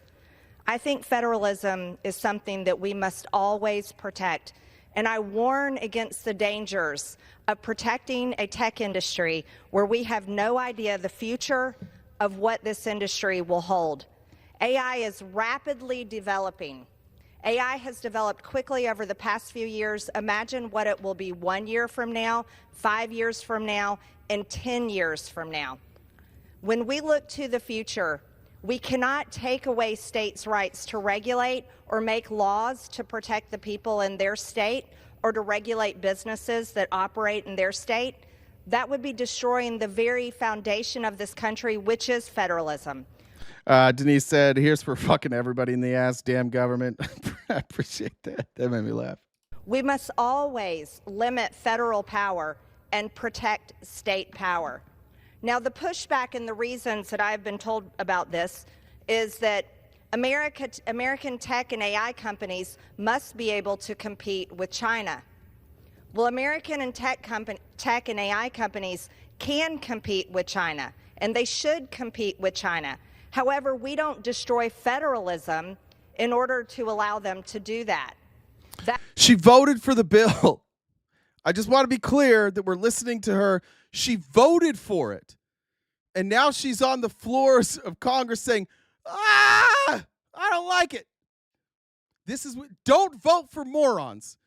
This is what happens when you put in a conspiratorial CrossFitter into Congress. You get somebody that doesn't know what the fuck they're reading, and she only found out about it because a bunch of people smarter than her on Twitter started being like, hey, what the fuck? That's your job. You should have seen that. You already voted yes on this bill. Where were you? And I'm going to show you something kind of crazy. Like after this speech and after her tweets, I'm going to show you just how not dumb, but like dishonest and thin-skinned Marjorie Taylor Greene is. That would be a fool's errand. Here's how this can work. Governors and state legislatures can make their states friendly for tech companies in AI.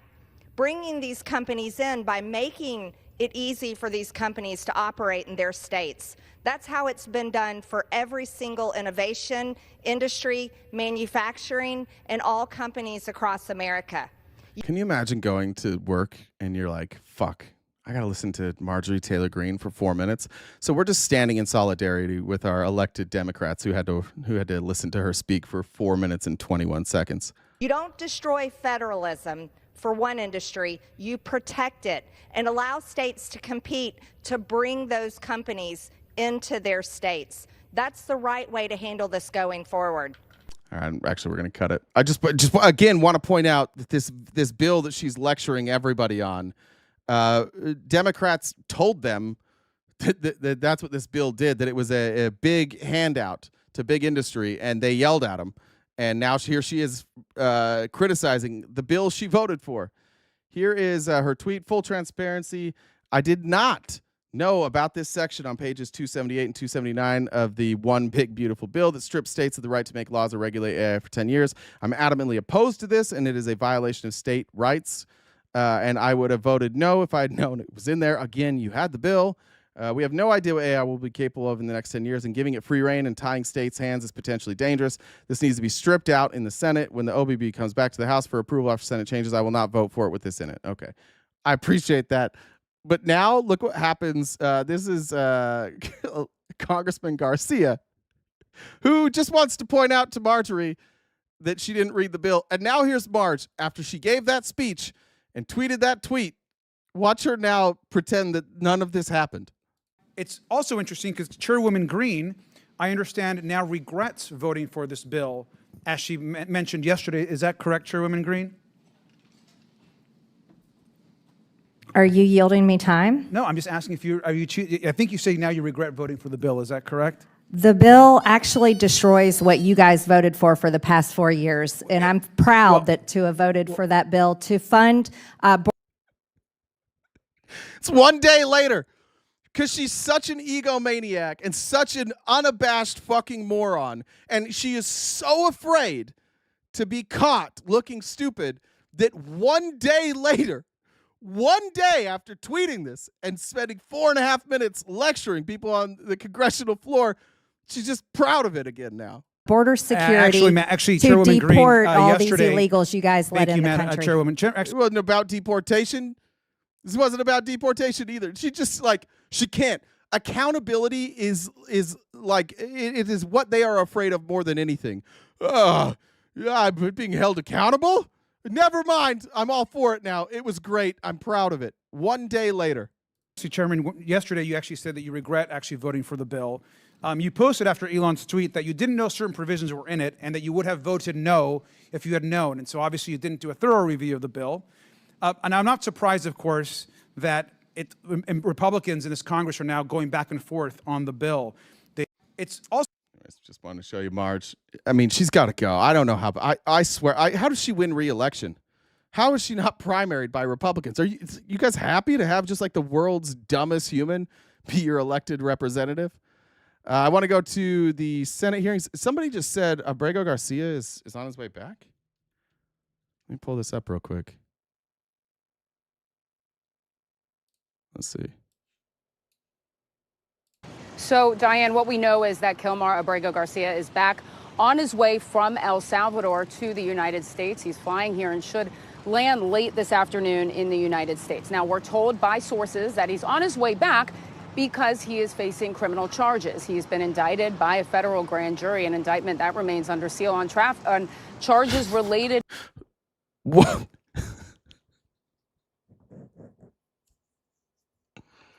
All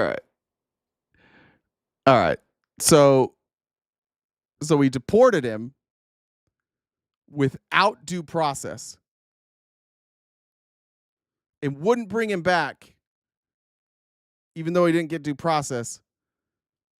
And now we're bringing him back for due process. All right. Well, so I guess you guys you were all wrong. Republicans, we'll take your apologies now. Apparently due process does matter. If you're a Republican here, just write, I apologize. I was wrong. Just write that in the chat there. I apologize. I was wrong.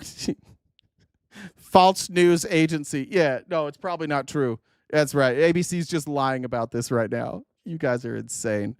Well, what the fuck is going on? How are you bringing him back for due process? He's not entitled to due process. You just said it, Sandra. Apparently he is, Sandra. Apparently he's entitled to due process now, isn't he? Your whole party's a fucking joke. A motherfucking joke. And if you aren't upset right now, you're a fucking joke. You won't criticize them for this? Sandra, please criticize.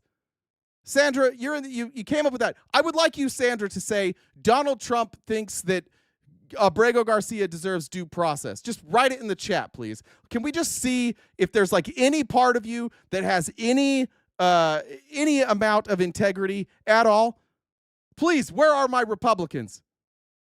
Please. We've been saying you guys are crazy. This is your chance to not look crazy. Stand on it. Stand on it, please. Donald Trump and this Republican Party, they're wrong. They are wrong for giving him due process. They don't know what they're doing. They want illegal immigration. Are you out of your fucking minds now? He's coming back for trial?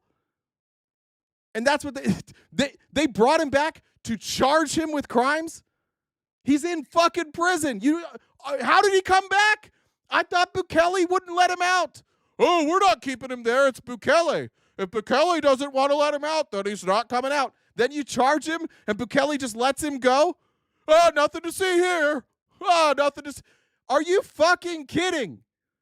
They just lie to you every goddamn day. And then when they get caught, you're like, I don't care. I don't care about any of this. I've got my MAGA hat on. Donald Trump is the greatest. You guys are fucking sick. Get out of the fucking cult. Get out. Where the fuck is Sandra? Where the fuck did Sandra go? I'm looking. Sandra, where are you? Where is she? Where did all the Republicans go? Where are we? Oh, we're going to go to a different stream now. Ah! Suck. Yeah, fucking triggered. This blows my goddamn mind. I watched Pam Bondi. I watched that dumb moron, Kristi Noem. He is not entitled to due process. He will not be coming back to this country. He will not be coming back. He's a criminal. It's been proven. He's in jail for life. A week later, we're going to bring him back and charge him. We're going to bring him back and we're going to do due process. Is that at odds with what you said last week? No, it's definitely not at odds. It's not at odds at all. In fact, we've been saying this the whole time. And Republicans are just like, oh, yeah, we've been saying this the whole time. Yeah. You guys are a joke. Your party's a fucking joke, man. We're so cooked. We're so fucking cooked in this country. They could just turn. They just changed their opinion over fucking night. Overnight, they changed their opinion, and you just go with it. Yeah, this seems right. Jesus Christ. You wouldn't know the right answer if it took its dick out and slapped you in the face with it. You would have no clue. You have no ability to distinguish what's right and what's wrong, what's true and what's false, what's lawful and what's not lawful. You have no fucking clue. You just wake up and you latch on to Donald Trump's teats and you suck from the teats all goddamn day. And it doesn't matter if what he said yesterday is the opposite of what he said today. You're just, yeah, we're going to do it. This is fucking insane. Are you kidding me? They're bringing him back for a trial? What'd they do to Bekele? Hey, Bekele, bring him back. Okay. Turns out Bekele would have let him go the whole time? That's crazy. Turns out maybe they didn't facilitate that return, huh? It seems like it's pretty fucking easy to facilitate a return. So what did they do? They left him in prison forever so they could trump up these charges so that they don't get in trouble. And you're like, yeah, this is good. To human trafficking. So once in the United States, he will face federal criminal charges for allegedly transporting undocumented migrants within the United States. Post it. This is a fucking meltdown. Post it. Like, yeah, this is the liberal meltdown you've been waiting for. I don't care. I'm absolutely melting down. Absolutely. 100%. This is me throwing a tantrum, melting down, liberal tears, whatever you want to call it. It's fucking accurate. I can't believe how goddamn dumb you folks are. I can't fucking believe it. I've been doing this for 3 years. I still things happen all the time. I'm like, how the fuck did we get here? Kristi Noem last week was in front of Congress saying, we will never bring him back. It's a week later. He's on his way back for due process. He's not entitled to due process, says Kristi Noem in front of Congress a week later. We should give him due process. Jesus fucking Christ, you people. Post it. I don't give a shit. It's a meltdown. It absolutely is. I cannot believe this. My brain is officially broken by you morons today.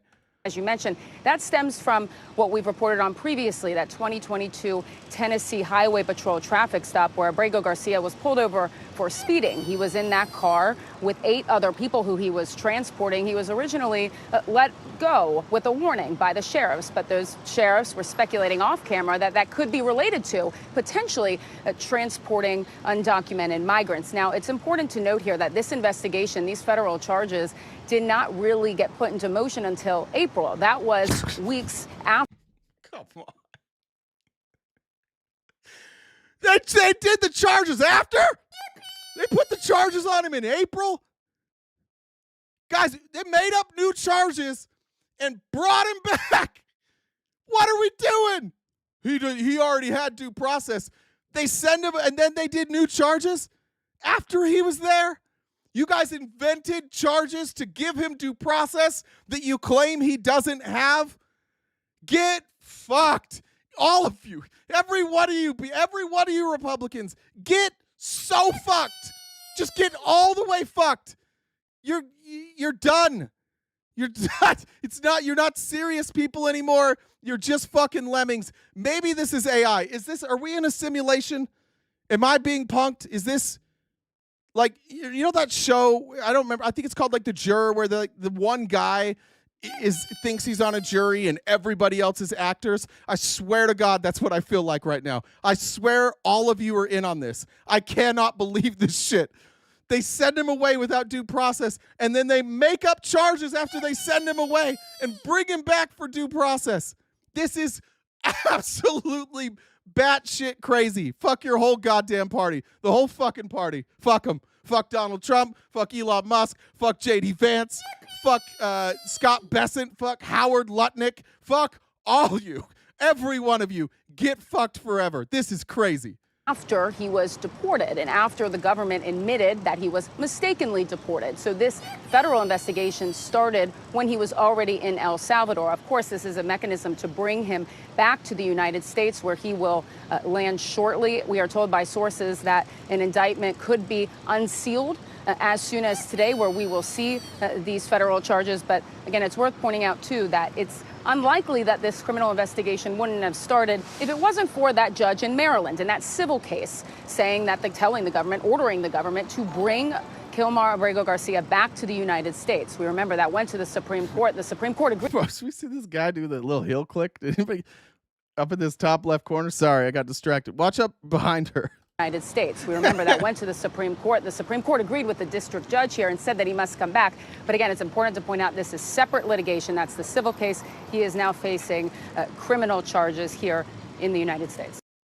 Yeah, I appreciate it. I appreciate that you live here for libs melting down like this. We're melting down because this is like you punching yourself in the face over and over and being like, nobody's punching me in the face, and it's just you. It's just you punching yourself. I'm not being punched in the face, and you're doing it, and we're like, bro, you're punching yourself in the face. You're like, that's why I'm melting down. I cannot believe how, like, that you guys allow yourselves to just be led by this group of morons. And you're all tomorrow, you're going to be like, yo, he needs due process. I'm here for it. None of you. Every fucking one of you was a week ago. He doesn't deserve due process. And now here we are. Crystal says, so efficient. Yvonne says, your rage is justified. Thanks for trying to get through to these idiots. Yvonne says, where did that go? Oh no, Benny said, Kendrick is right. They not like us. We the people said the empire will fall because of the willfully ignorant. Thanks, Tommy said, we need a creator in Canada who's as good as RTP. I might be on my way. Canada's looking pretty fucking good right now. Thanks, Lenora. Hey, howdy said, absolutely love the rant. Here for it. Amy Lynn said, companies moving more overseas. Tupperware, Harley, Carrier, Intel, 3M, GM, Levi, Nike, Apple Bites, Boeing, Whirlpool, Caterpillar, John Deere, Stanley, Black & Decker. Jesus. Money Trend, let's go. Jay's losing it, and I love it. I'm going to need a nap after this. Cookie said, happy Friday. Keep it up wild watching them decide who to defend, the Yahtzee or the guy who wants to date his daughter. Thank you. I'm Scott. Crystal said, for the epic and valid crash out. Charles, thanks for joining the dollar train. Jody said to bring him back to charge it when he was already in prison for life. Thank you. Fiona said, spoiler, AI wrote the bill and put deregulation in for self-preservation. That one I like. Amy Lynn said, maybe the Truman Show. Johnny said, everyone needs to watch the movie Lawnmower Man. All right, I'm on it. Jesus. I can't believe this shit. I can't believe that just broke. That's absolutely fucking insane. Bro, there's nothing. There's absolutely nothing that you guys won't just overlook. How do I even, what time is it? 12:45? What do I even go after this? I'm going to go to some Senate hearings. I want to show you this by Josh Hawley. This is actually timely. This is actually pretty fucking timely. Josh Hawley brought, the Senate brought Kate Shaw to Congress. Now, I will say this. Kate Shaw called some Supreme Court judges evil on a podcast. And during this hearing, I was going to get to, we're not going to get it. During the hearing, she's asked by Senator Kennedy if she called them evil. She's like, I don't think I said that. She did. So I want to be clear, so we're not being biased. She definitely called them evil. I also agree with her first statement, but during this committee hearing, she said that she didn't remember saying that, but she did. Here's Josh Hawley. Now, this is the same like flawed Republican logic that like everything has to be equal all the time. Here's Josh Hawley pointing out that courts keep giving Trump's administration injunctions. And let's see the chart, the Trump chart, which was done really only once Trump came into office for the first time. You don't think this is a little bit anomalous? You don't think that's a little bit strange? A very plausible explanation, of Senator, you have to consider is that he is engaged in much more lawless activity than other presidents, right? You don't think? Yeah. What other president tried to get rid of an amendment through executive order? Like, who else tried to just kill an amendment in an executive order? Who else what other presidents did? Bush, Obama, Biden, did any of them like declare war without the support of Congress? No, they didn't do that either. Did any of them invoke the Alien Enemies Act to deport people? No, none of them did that either. Yeah, there's a real possibility this guy's just lawless. By the way, that's the whole point of Project 2025. Project 2025 believes that there are holes in the Constitution, and in order to expose those holes or take or decide if those holes will stand up, they use executive orders to do things that historically have been, they believe, a gray area. So they're forcing the court to make rulings on gray areas. That's their whole plan. This is what's fucking crazy about these Republicans. The plan is to make the courts rule. And then when the courts rule, you're like, what? Why is the court ruling? This is why. Because that's what you tried to do. You're breaking the Constitution on purpose to see where it will hold up. That's why they're doing it this way, and then they'll legislate later. They first want to find out just how much executive authority they have. And so these are all of these actions are because of really like overstepping the executive authority, and they're just lawless. And the courts are saying you're lawless. These injunctions, they're not like radical leftist judges. There's Republican judges all over, Trump-appointed judges as well. You must this concede that as was a never possibility. used before the 1960s, and suddenly Democrat judges decide we love the nationwide injunction. And then when Biden comes to office, no, actually. It's Republican appointees as well, Senator. And the 1960s is where some scholars locate the beginning Can of you this, identify but one others. before then? Mila Sahoni, who's another scholar of universal injunction, suggests 1913 is actually the first. There were others in the 20s. The Republic endured for 150 years before there was a nationwide injunction. Well, the federal government was doing a lot less until 100 years ago. So there's many things that have changed in the last 100 or the last 50 years. So long as it is a Democrat president in office, then we should have no nationwide injunctions. If it's a Republican president, then this is absolutely fine, warranted. And Now, this is what I've been talking about all day. They always fucking lie about the position. What did she just say? She said the government used to be smaller. We're doing more injunctions now, but maybe Trump is just more lawless. And what he said is it's only okay when Democrats do it. Because this is all a show to Hawley. If you want to have the conversation, if Josh Hawley and I were sitting down, you know what we would do? We would go through each fucking injunction. And we would decide whether or not that injunction was warranted or not. But they don't want to do that. I watched Josh Hawley grill her. And I watched Kennedy. And you know what they never, ever let her do? Is answer any question. They revert back to injunction that she called wrong. They went through Texas. I forget that judge's name. You guys can help me. The judge in Texas that Republicans judge shop. She called an injunction from him wrong because he's the only judge. They can only go to him. So it was one guy who had way more power than any other judge in America. And she's like, you can't judge shop to a what do they call it? It's not district. District. Yeah, I guess district. You can't judge shop where there's only one judge. So it's Kaczmarek, I think, right? Is it Kaczmarek? Is that the name? You can't just judge shop. No, Kaczmarek might be the Democrat. Wait, who's the judge in Texas? Jen, do you have that? If you find it, let me know. Anyways, that's what she was talking about. And he's like, oh, but you love these? No. No, it's just that you can't have one judge have more power than everybody else. There's nothing wrong with nationwide injunctions. And they're not even discussing whether or not the injunctions are okay or not. They're just saying, it's not fair that Donald Trump has more injunctions. Yeah, who gets arrested more? People who break the law, right? Who gets more court rulings against them? People who break. By the way, this is the same fucking. I just came from court yesterday. This was the same argument Lorie Valow made. They're just, everybody's conspiring against me. The whole world has just turned against me. It's always me. They're always coming after me. Nobody ever picks on anybody else. Yeah, you crazy bitch. Yeah, because you're killing people. That's why. People keep dragging your ass into jail because you're killing people. And nobody drags me into jail and accuses me of murder because I don't kill anybody. Nobody else here is killing anybody either. You keep having court cases about killing people because you keep killing people. This is such flawed logic. And if they were honest at all, they would debate the specific injunctions. But not one of these Republican cucks debated a single injunction of Trump's. They only debated the total number. It's not fair. Nobody has ever, if you want to talk about like executive orders, let's look. Orders by president. Where are we going to find this? This is from Citizens Count. Let's look at executive orders.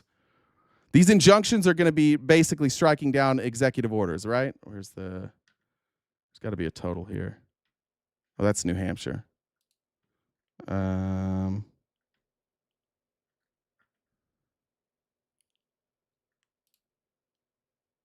There we go. All right, so let's get down here. This is total orders, average per year, years in office. Okay, so the first one or the second is total orders, then average per year, years in office. So let's get down here. Total. Joe Biden did 162 his entire 4 years. Trump is 5 short of that in 3 months. Maybe that's the problem. Trump did way more than Biden then, too. Trump is on pace. What was it, 3 months? Are we 3 months divided by times 4? There's 4 times 4, 16. So times that number by 16. He's on pace for, Jesus fucking Christ. Let me do some math here. 16 times 157. Did I do that math right? He's on pace for 2,500. Yeah, maybe that's why he's getting more injunctions. He's on pace for 2,500 executive orders. The next closest was Obama. In 8 years, did 276.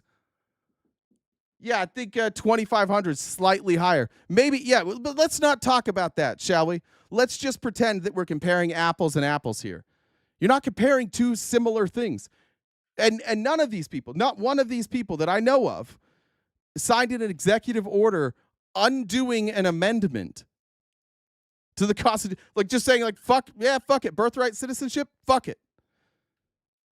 Yeah, they did always say Obama was ruling by EO. That was Trump's thing. Trump's like, I'm not going to do executive orders. That he just, if Trump would have had 8 years at his first pace, he would have had 440. He would have more than doubled Obama in 8 years. He almost caught him in one term. And now he's almost caught Biden in 3 months. What was this average per year? So Trump saw, we can't do his average per year. And what's this 0.33? Years in office, 0.33. Yeah. I mean, we're just going to pretend that they're not way different. That's why you have the injunctions. That's why. Because this man is lawless. But, not these cowards in the GOP. They're just going to tell you that everybody hates Donald Trump. They have Trump derangement syndrome. Mountain Bike Fan says, due process on a bunch of trumped up charges. Pun intended. I appreciate that. Thank you very much. I'm not updating the total. I think we're pretty damn close there. I want to play this. This is from Adam Schiff. Cue the shifty Schiff. Cue the fake news.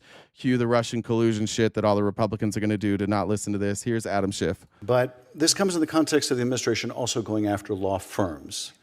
It seems very much a part of a concerted effort to attack the rule of law and using the law to defend people's rights. Tell us a little bit about the broader context. I do think that attacks on judges and attacks on law firms are of a piece. They seem designed to seek to neutralize sources of countervailing authority and opposition to this administration.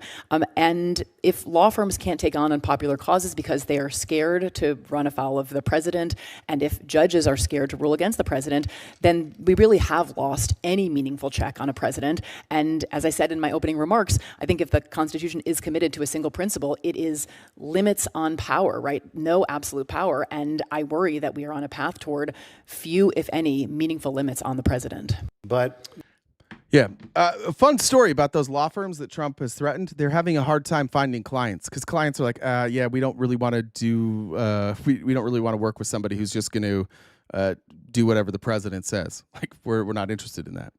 But that's the attack. We're attacking judges now. I showed you on Tuesday or Monday. I guess last time we had a show was that Tuesday? Yeah, Tuesday. Showed you on Tuesday. That now they're going after judges. They're trying. They have wanted posters up with judges' faces on them. Showed you at the beginning. If you guys weren't here, Andy Biggs literally wrote a bill saying that if judges don't do what Trump says, they lose their jobs. They don't get to be judges anymore. Just eliminate. And he said we'll just eliminate them. We'll eliminate those judgeships so that the president can just do whatever they want. I mean, you guys went from he's not a dictator to stop getting in the way of him being a dictator within 3 months. That's where we're at now. Now we're like, you're the people that are like, just let him do it, guys. Remember the guy at the beginning that was like, so get out of his way. Who are you to get out? Who are you to stand in the way of King Donald? Then we had Linda McMahon, who's surprise, surprise. I do think Trump maybe purposely put people in positions that were not capable of defending positions so that he could take some heat off them. Here's Linda McMahon showing once again that despite her being the Department of Education head, she has no fucking clue about education, and her only role as the head of the Department of Education is to completely fuck it up. That's what they're doing. And then once she fucks it up, Republicans in Congress will be like, see, the government doesn't even know how to run a Department of Education. We should just privatize it. They just break it, and then they blame the government like they didn't break it on purpose. It's the same, like, I remember when I was a kid, like when I used to get basketball shoes. This is kind of fucked up. I feel I don't care anymore actually because it was Nike. But my friend taught me a loophole in like 10th grade that we would get shoes for basketball, and if the shoes break within the year, you take them back to Foot Locker or Finish Line, and they'll replace the shoe. And they don't even necessarily. They'll just give you store credit. You get a new shoe. So a lot of times, like we'd have shoes for 2 months, and we'd just pick at the seams, and we'd have the sole come off, and we would go back, and we would have the shoe replaced. That's essentially what this is. This is what Republicans are doing. We're like, oh, I don't know what happened to the shoe. I guess you better give me a new one. That's Republicans. They just break the government. They're like, government doesn't work. Yeah, no shit. And the only reason they're saying that is so that their friends that are giving them money can get what they want. They literally are just like, hand me a check and here, big business, go do whatever you want. Fuck the people. We don't give a shit about the people. A few years ago, we worked really hard across the aisle to pass the Bipartisan Safer Communities Act, a bill that made changes in our gun laws, but in large part because it was a real priority for my Republican colleagues, also included billions of dollars in funding for school-based and children's mental health. Earlier this year, you did something extraordinary. You canceled $1 billion worth of existing ongoing grants to schools all across the country. So in states all across the nation, blue and red, there are now mental health programs for kids that are shutting down, and kids who have been relying on really important adults in their life, these counselors and social workers, are losing access. You've shut that grant down. When those kids show up to school next fall, that trusted adult will not be there. You've told this program, as well as all the other programs, that the reason is they're violating civil rights laws. This program has no idea what you mean by that. And I guess I just ask you this. I'm sure you had to weigh, factors in making this decision, but did you worry about what your decision would do to these kids where you've ripped away their counselors and social workers literally in the middle of the program? I certainly worry about mental health for children and adults all across the country. I certainly do. I guess I'm asking specific. You must have weighed this. I assume you weighed this when you made this extraordinary decision to shut down $1 billion worth of mental health programming for kids. Did you worry about what you would do to those specific kids? I certainly can't evaluate every particular program in every school district across the state. A governor or a principal or a state superintendent would have the best information relative to what is needed in that particular state. Yeah, we know what we need in Northwest Connecticut, and what we need is for the federal government not to rip funding away from these kids in need in the middle of the service program. Yeah. No, I don't know. I don't know. I'm just fucking it up. It's my job. My job, Linda McMahon, is just to fuck things up. I saw that, Jen. I'll play it in a minute. Now, how about this? How about cutting funding to 1,600 children with disabilities? Now, when they bring up the fact that this department is now cutting funding for children with disabilities, listen to Linda McMahon try and defend this. The cancellation of grants and contracts at the Department of Education. On February 10th, you canceled the Charting My Path for Student Success program that served over 1,600 disabled students and their families across 62 schools in 11 states, including Paulding County, which is in my home state of Georgia.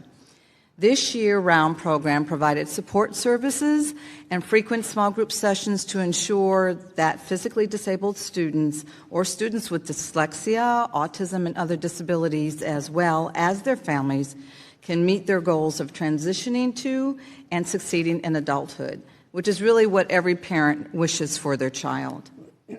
All too often, it's unfortunately a sink or swim situation for disabled students after high school, and programs like this can be the difference between a lifetime on disability insurance versus a good job that they can raise a family on. On this poster right here, you can see the exact email that was sent out to parents in Georgia because of your decision, which I would like to submit digitally for the record. It says, the federal funding provided by the Department of Education for this initiative has been discontinued immediately, and that your child will no longer receive transition supports. I would like to also submit for the record an article from NPR about a young man named Logan and his mother Jessie, who were really benefiting from this program before it was abruptly canceled. Secretary, this is just simply a yes or no answer.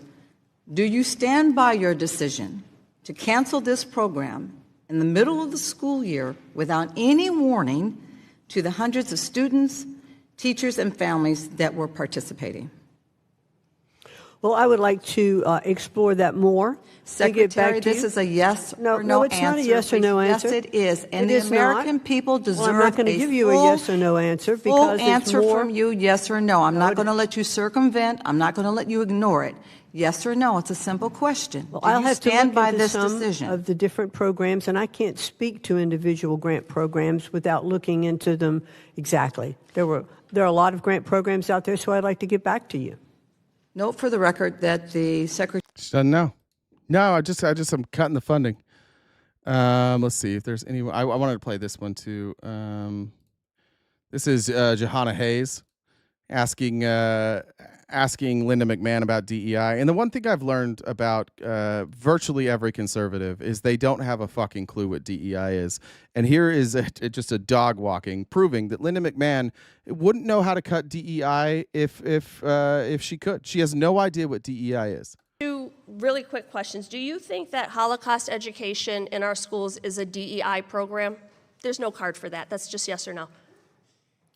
I can look at it whatever card I Holocaust choose. education, is it a DEI? Much. You can have a press conference to say whatever you want. I just need a quick answer to Your this. soliloquy Is Holocaust, because this is my time, is Holocaust education a DEI program? No. Is African American Studies a DEI program? I think I answered that with one I'm of the asking other it again. callers. Listen, we should Just be able, yes or no? We should be able to teach courses My in their point is entirety. they are DEI programs, both of them, because students need diversity, equity, and inclusion to understand their environments. So both Holocaust education and the teaching of African American history are important, which is why the state of Connecticut requires it in our social studies curriculum. You're talking out of both sides of your mouth. You can't support one without supporting the other. And looking at what happens in the schools and actually deferring to teachers, parents who are on curriculum committees, local boards of education in states who actually do the hard work, and listening to what they say would be incredibly helpful in this role. It's time to move on. All right. Somebody said, is Pam Bondi speaking right now? Let's see. Is this live? Community.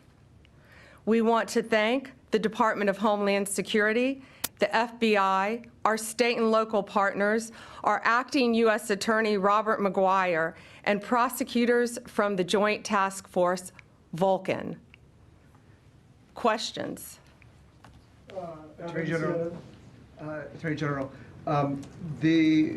the traffic stop that we've seen video of from Tennessee, where Abrego Garcia was first identified by the local authorities. At the time, the Homeland Security Department declined to take custody of him. What has happened in between that time and in between the time that the government has been arguing that he was not returnable from El Salvador? What has happened since in this investigation that brought you here? Yes, the question was in 2021, there was the traffic stop. And what has changed Yeah, it's since about then? What Abrego has changed Garcia. is Donald Trump is now president of the United States and our borders are again secure. And thanks to the... Wait, what new evidence do you have that allows you to charge him that wasn't available in 2021? Trump is president? Whoops. Whoops. Yeah, fucking whoops. Yeah, we're just allowed to do shit now. That's what she's saying. Yeah. Before there wasn't evidence, but with Trump, we don't need it. It's fucking great. So we're just going to charge him. Whoops.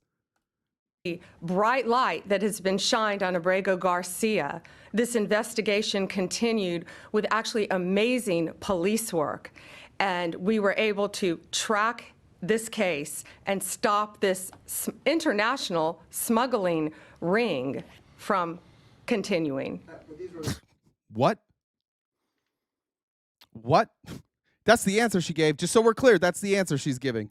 Trump is president, and we stopped an international smuggling. Now he was running an international smuggling ring? What's the evidence?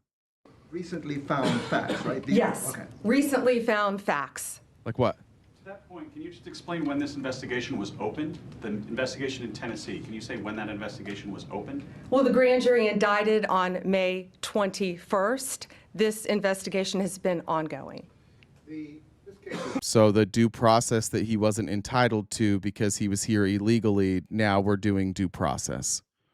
Now he's entitled to it. Even though he's no longer in this country, if you are in prison in another country, you are entitled to due process. If you are in this country illegally, in order for you to access due process, you need to be kidnapped, deported, and thrown into prison, and then you get due process. That's what this administration's telling us right now. They fucked up. This is the truth. They fucked up, and now they're going to try and pin charges on him. That's the truth of what happened here. This is a cover-up from fucking up. The judge said, you got to bring him back, and they're like, uh-oh, we better make some shit up real quick because we're not allowed to say that we were wrong. That's what's happening. They fucked up. Now they're lying. It's been hotly debated here in Washington. In your mind, does this resolve that issue in terms of his deportation? And should this be seen in any way as complying with the judge's order to return him to the U.S. and the Supreme Court ruling that the U.S. government should facilitate his return? There's a big difference between what the state of play was before the indictment and after the indictment.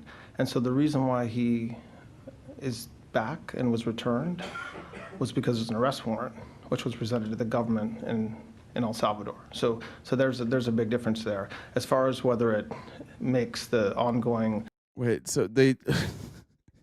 Okay, all right, I see what they're doing now. So now they're going to say that Bukele would not have released him without the arrest warrant. Okay. We fucked up. They can't say it. They just fucked up. This is just a cover-up right in front of you. If you think this is anything other than a cover-up, you're out of your mind. If it's not a cover-up, someone explain it to me, please. They're going to, I understand that, later on, you're going to repeat some fucking talking point. But I just want to make this clear. In real time, there's not a single Republican in here that can explain this. None of them. You'll be told what to think later, and you'll repeat it. You'll be back on Monday, and you'll have whatever line they throw out. You'll pretend like you believed that the whole time. But I just want everybody to remember that right now, you guys have no fucking clue. You're just as confused as the rest of us. You'll wait, and you'll get that teat back in your mouth, and you'll suck down those talking points, and then you'll regurgitate them. But right now, just like everybody else, you're very confused because this is very confusing because it's a cover-up. Litigation in Maryland moot? I would think so, but we don't know that. This, he just landed today. Jake, CBS. I just want to confirm what you said earlier, that you're intending to prosecute him and keep him in an American prison if he's found guilty, and then would remove him after his sentence is over. Correct. Yes, he will be prosecuted in our country, sentenced in our country if convicted, and then returned after completion of his I sentence. hope somebody asks if he's not convicted, what happens? Sadie, Wall Street Journal. Okay. I have two. One's on topic, one's off topic. Maybe I misunderstood you, but you were mentioning, that he had some involvement in a murder, or was connected to groups that had, involved with this other smuggling ring.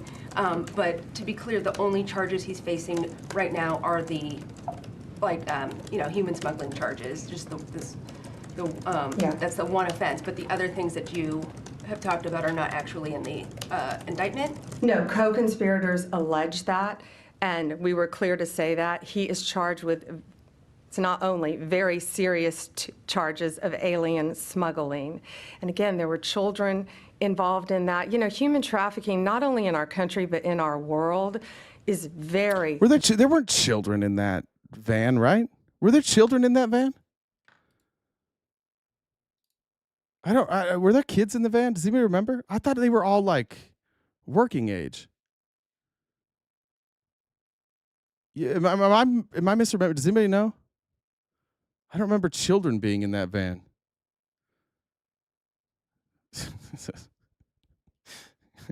Somebody said she looks defeated. She's defeated. This is not the typical defiant Pam Bondi. She has no clue how to explain this. Very real. It's very dangerous. And as you saw recently in Virginia, the arrest we made of the MS-13 member, unrelated to this, we learned at that press conference, that's where they bring young children into our country and they start grooming them at middle school age to become MS-13 full-fledged members, commit violent crimes throughout our country. It is highly organized. It is very dangerous. And they are we're just going to point out one more time, MS-13 is an American gang. It was founded in Los Angeles. It started in America, and it's Americans recruiting immigrants into an American gang. Fix the fucking problem with America, Pam Bondi. You see how they do this? This is an American gang. This has nothing to do. Yeah, of course they're going to. Of course they're recruiting people who come here who are immigrants. Of course, sure of course they're going to do that. They'll recruit anybody, especially if they, you're Hispanic. You're in a Hispanic community. That's what gangs do. They recruit people from their community. But this is an American problem. It's an American gang. This is not a Venezuelan gang. It's a gang made up of Americans who may have roots in Venezuela. Throughout our country, but no more, because they are being arrested, they are being prosecuted, and being convicted and deported when appropriate. That's all for today. Yeah, I would quit too. They got caught, and now they're trying to cover it up. They're pretending there's a court case. I'm going to go on record and say I'm going to guess that these charges get dropped. One thing before we go, because I didn't see this, it appears that Lorie Valow got thrown out of court today. Of course, I didn't go to court today. I want you to know that I'm devastated that I missed this. I'll have to call my friend. At Granger, we're for the ones who pay attention to every little detail. We're gonna have a Granger The ones who ad. fuss, tinker, and sweat the small stuff. Because the tiniest thing can make the biggest difference when it comes to keeping business moving. I probably We could have get found it. this on Twitter. We're the same way, Let's see. offering access to product experts. I'll call to my help you friend when I'm quickly done in a minute and see how this was. Let's see. I will say yesterday when we came back from lunch, she's filed motions multiple times to try and get the judge thrown off the case. And she filed a motion yesterday at lunch to have the judge thrown off the case, and he kind of just laughed at her. But let's see. Sidebar, a record's been made. I would just caution the defendant. Again, she needs to be very careful, and she's getting into areas that could open a huge door that I don't think she wants open. I'm going to make another record at 10:24 to 10:25. We held a sidebar that I don't think made it onto the court record. That sidebar again discussed similar issues of if the defendant brings in evidence or testimony that she was a good person and no ill intent and those sorts of things, and specific acts of her being a good person, it could open the door to other things that she may not want the door open to. So the judge is being careful there, just so I can, if you don't know what he's saying. So she's on trial for attempted murder. They're not allowed to talk about the fact that she is a convicted murderer. So the jury doesn't know that she has killed her husband, her ex-husband, her current husband's wife, and her 2 children. They're not allowed to talk about that. So if the judge is telling her, and he's warned her multiple times, like, if you start saying, I'm a good person, look at my record as a good person, then now your record gets exposed. Now they can talk about the fact that you're a multiple-time convicted murderer. So one of the one benefit she has in this case is nobody on the jury is supposed to know that she's a convicted murderer. So that's what he's saying right now. That's why he's saying, like, don't bring up that you have like a record as a good person, because now then they get to bring up. By the way, this attorney reminds me of Pam Bondi, and it fucks me up because she's a good attorney, but she just reminds me of Pam Bondi. The state, the defendant, and advisory counsel were at the bench when we had that short 1-minute sidebar, but I don't know if anyone wants to supplement the record on that. Ms. Kay? Just, Your Honor, that, again, the state did raise any issue of character evidence under 404A and 405, that if the defendant opens the door and tries to advise that she is a good person, a peaceful person, a kind person, a loving person, any of those other types of things, that we believe that would allow us under 405 to then bring in specific acts such as the murder of her children, her husband, and her current husband's wife. All right, I'm going to guess the jury's not in the room for this part. Which would also be 404B that they withdrew. No, it'd be 405. Yeah, they withdrew it, but if you bring up 404 that you... Then all 404B is in, or do we get a hearing on what 404B can come in? If I open the door, do I get a hearing? We stop trial and I get a hearing on... Stop. We'll have a very short hearing, okay? If you're going to introduce how you have great character and good character, we're going to have a short hearing on what evidence that they can bring in to rebut that character, which could include being convicted of 4 murders. So and would you talk like... to your advisory counsel during the break. And you don't need to yell at me either. I'm at you, okay? Yeah, you are, and you do not need to talk to me that way. I'm very courteous. I'm very courteous to you. No, you have been nothing near courteous to me during the course of these proceedings. Talk with your advisory counsel about the rest of your cross. We're going to resume in 15 minutes. All right. Fun fact. Let's see if it shows it.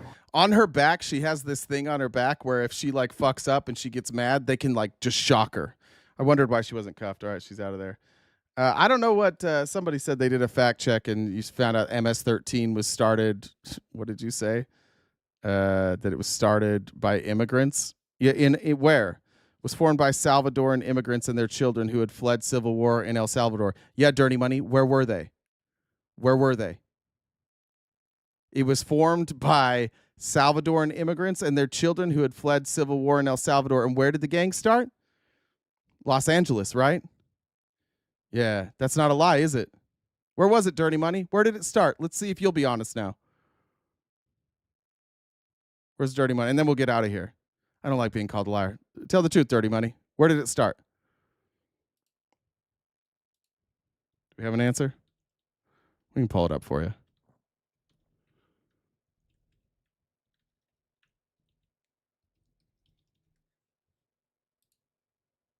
No? He's out of here? He's out of here? All right, well, we'll show you. And you could there. This is all sourced, but if you want to look, MS-13, which is Mara Salvatrucha, commonly is known as MS-13, is the international criminal gang that originated in Los Angeles, California. Originally, the gang was set up to protect Salvadoran immigrants from other gangs in LA. Over time, the gang grew into a more traditional criminal organization. Turns out I didn't flat out lie, did I? Turns out you flat out lied when you said I flat out lied. Remember that? Remember that? Was formed by Salvador. Yeah. Yeah. Where at? Dirty Money? Where at? You little bitch. You're such a bitch. Every one of you guys are just bitches. You're lying. Where was it formed? I'm not going to answer that question. I'm going to keep repeating the same dumb shit I said earlier. Formed by Salvadoran immigrants. Because I realize now that I've been caught calling someone else a liar when I didn't listen. And so I'm just going to keep doubling down on what I said before. I said that, you dumb bitch. I said that. I said, of course they're going to recruit people with the same background and from the same neighborhood. Of course they're going to do that. But it started in America, didn't it? The problem that you have is that you might be racist. So you think because it was started by people who fled El Salvador, who were here in America, that they're not real Americans. So this isn't an American gang. It's an El Salvadoran gang. But you're just dumb. And it was a dumb day for MAGA altogether today. I can't believe today fucking happened. I can't believe this Abrego Garcia shit. I can't believe how fucking dumb you guys are. It blows my mind every day, but I can't wait to see you guys on Monday because God knows you'll be back. God knows you'll show up every day to say more dumb shit, and we can't wait. Amy said dirty money is now Diddy money. I agree with that. Thank you guys so much for the support this week. We'll be back all 5 days next week. I don't intend on missing any days next week. I appreciate it. You guys were very generous today, and that's why we went a little bit over. Make sure you subscribe to us on YouTube for when we go live and on Twitch. We also have paid subscriptions on Twitch, on YouTube, and on TikTok. And I believe I have my next event almost set up. We will be doing an event once a month for subscriber only, and then those will be released a week or two later. So make sure that if you want to catch those subscriber only events, you are a subscriber. We have different levels that you can subscribe with to help us out, and we already appreciate your generosity there. So yeah. That's that. I'll have an announcement, I think, next week on what our next subscriber-only event's going to be. I'll give you a hint. Well, I won't give you a hint. Never mind. That'll give it away. I'll tell you next week what it is. Thank you guys so much. Thank you to the moderators. You did a great job today, even though somebody complained about you. Thank you, Jen. And thank you, all of you. I'll see you guys Monday morning and every weekday morning, 9:30 a.m. to 1 Pacific Standard Time, right here, wherever you're watching. And come Monday, we'll be back on TikTok until they ban us again. So that ban's over. You'll probably see me somewhere this weekend on TikTok. I'm going to need to get some of this this anger out of me. I'm too fucked up over what the Trump administration just did with Abrego Garcia. So I'll probably go yell at some people on TikTok at some point this weekend. Take care of yourselves. Go outside, touch grass, drink some water, say something nice about yourself, put boots on the ground, and stay cute and cool. Have a great summer.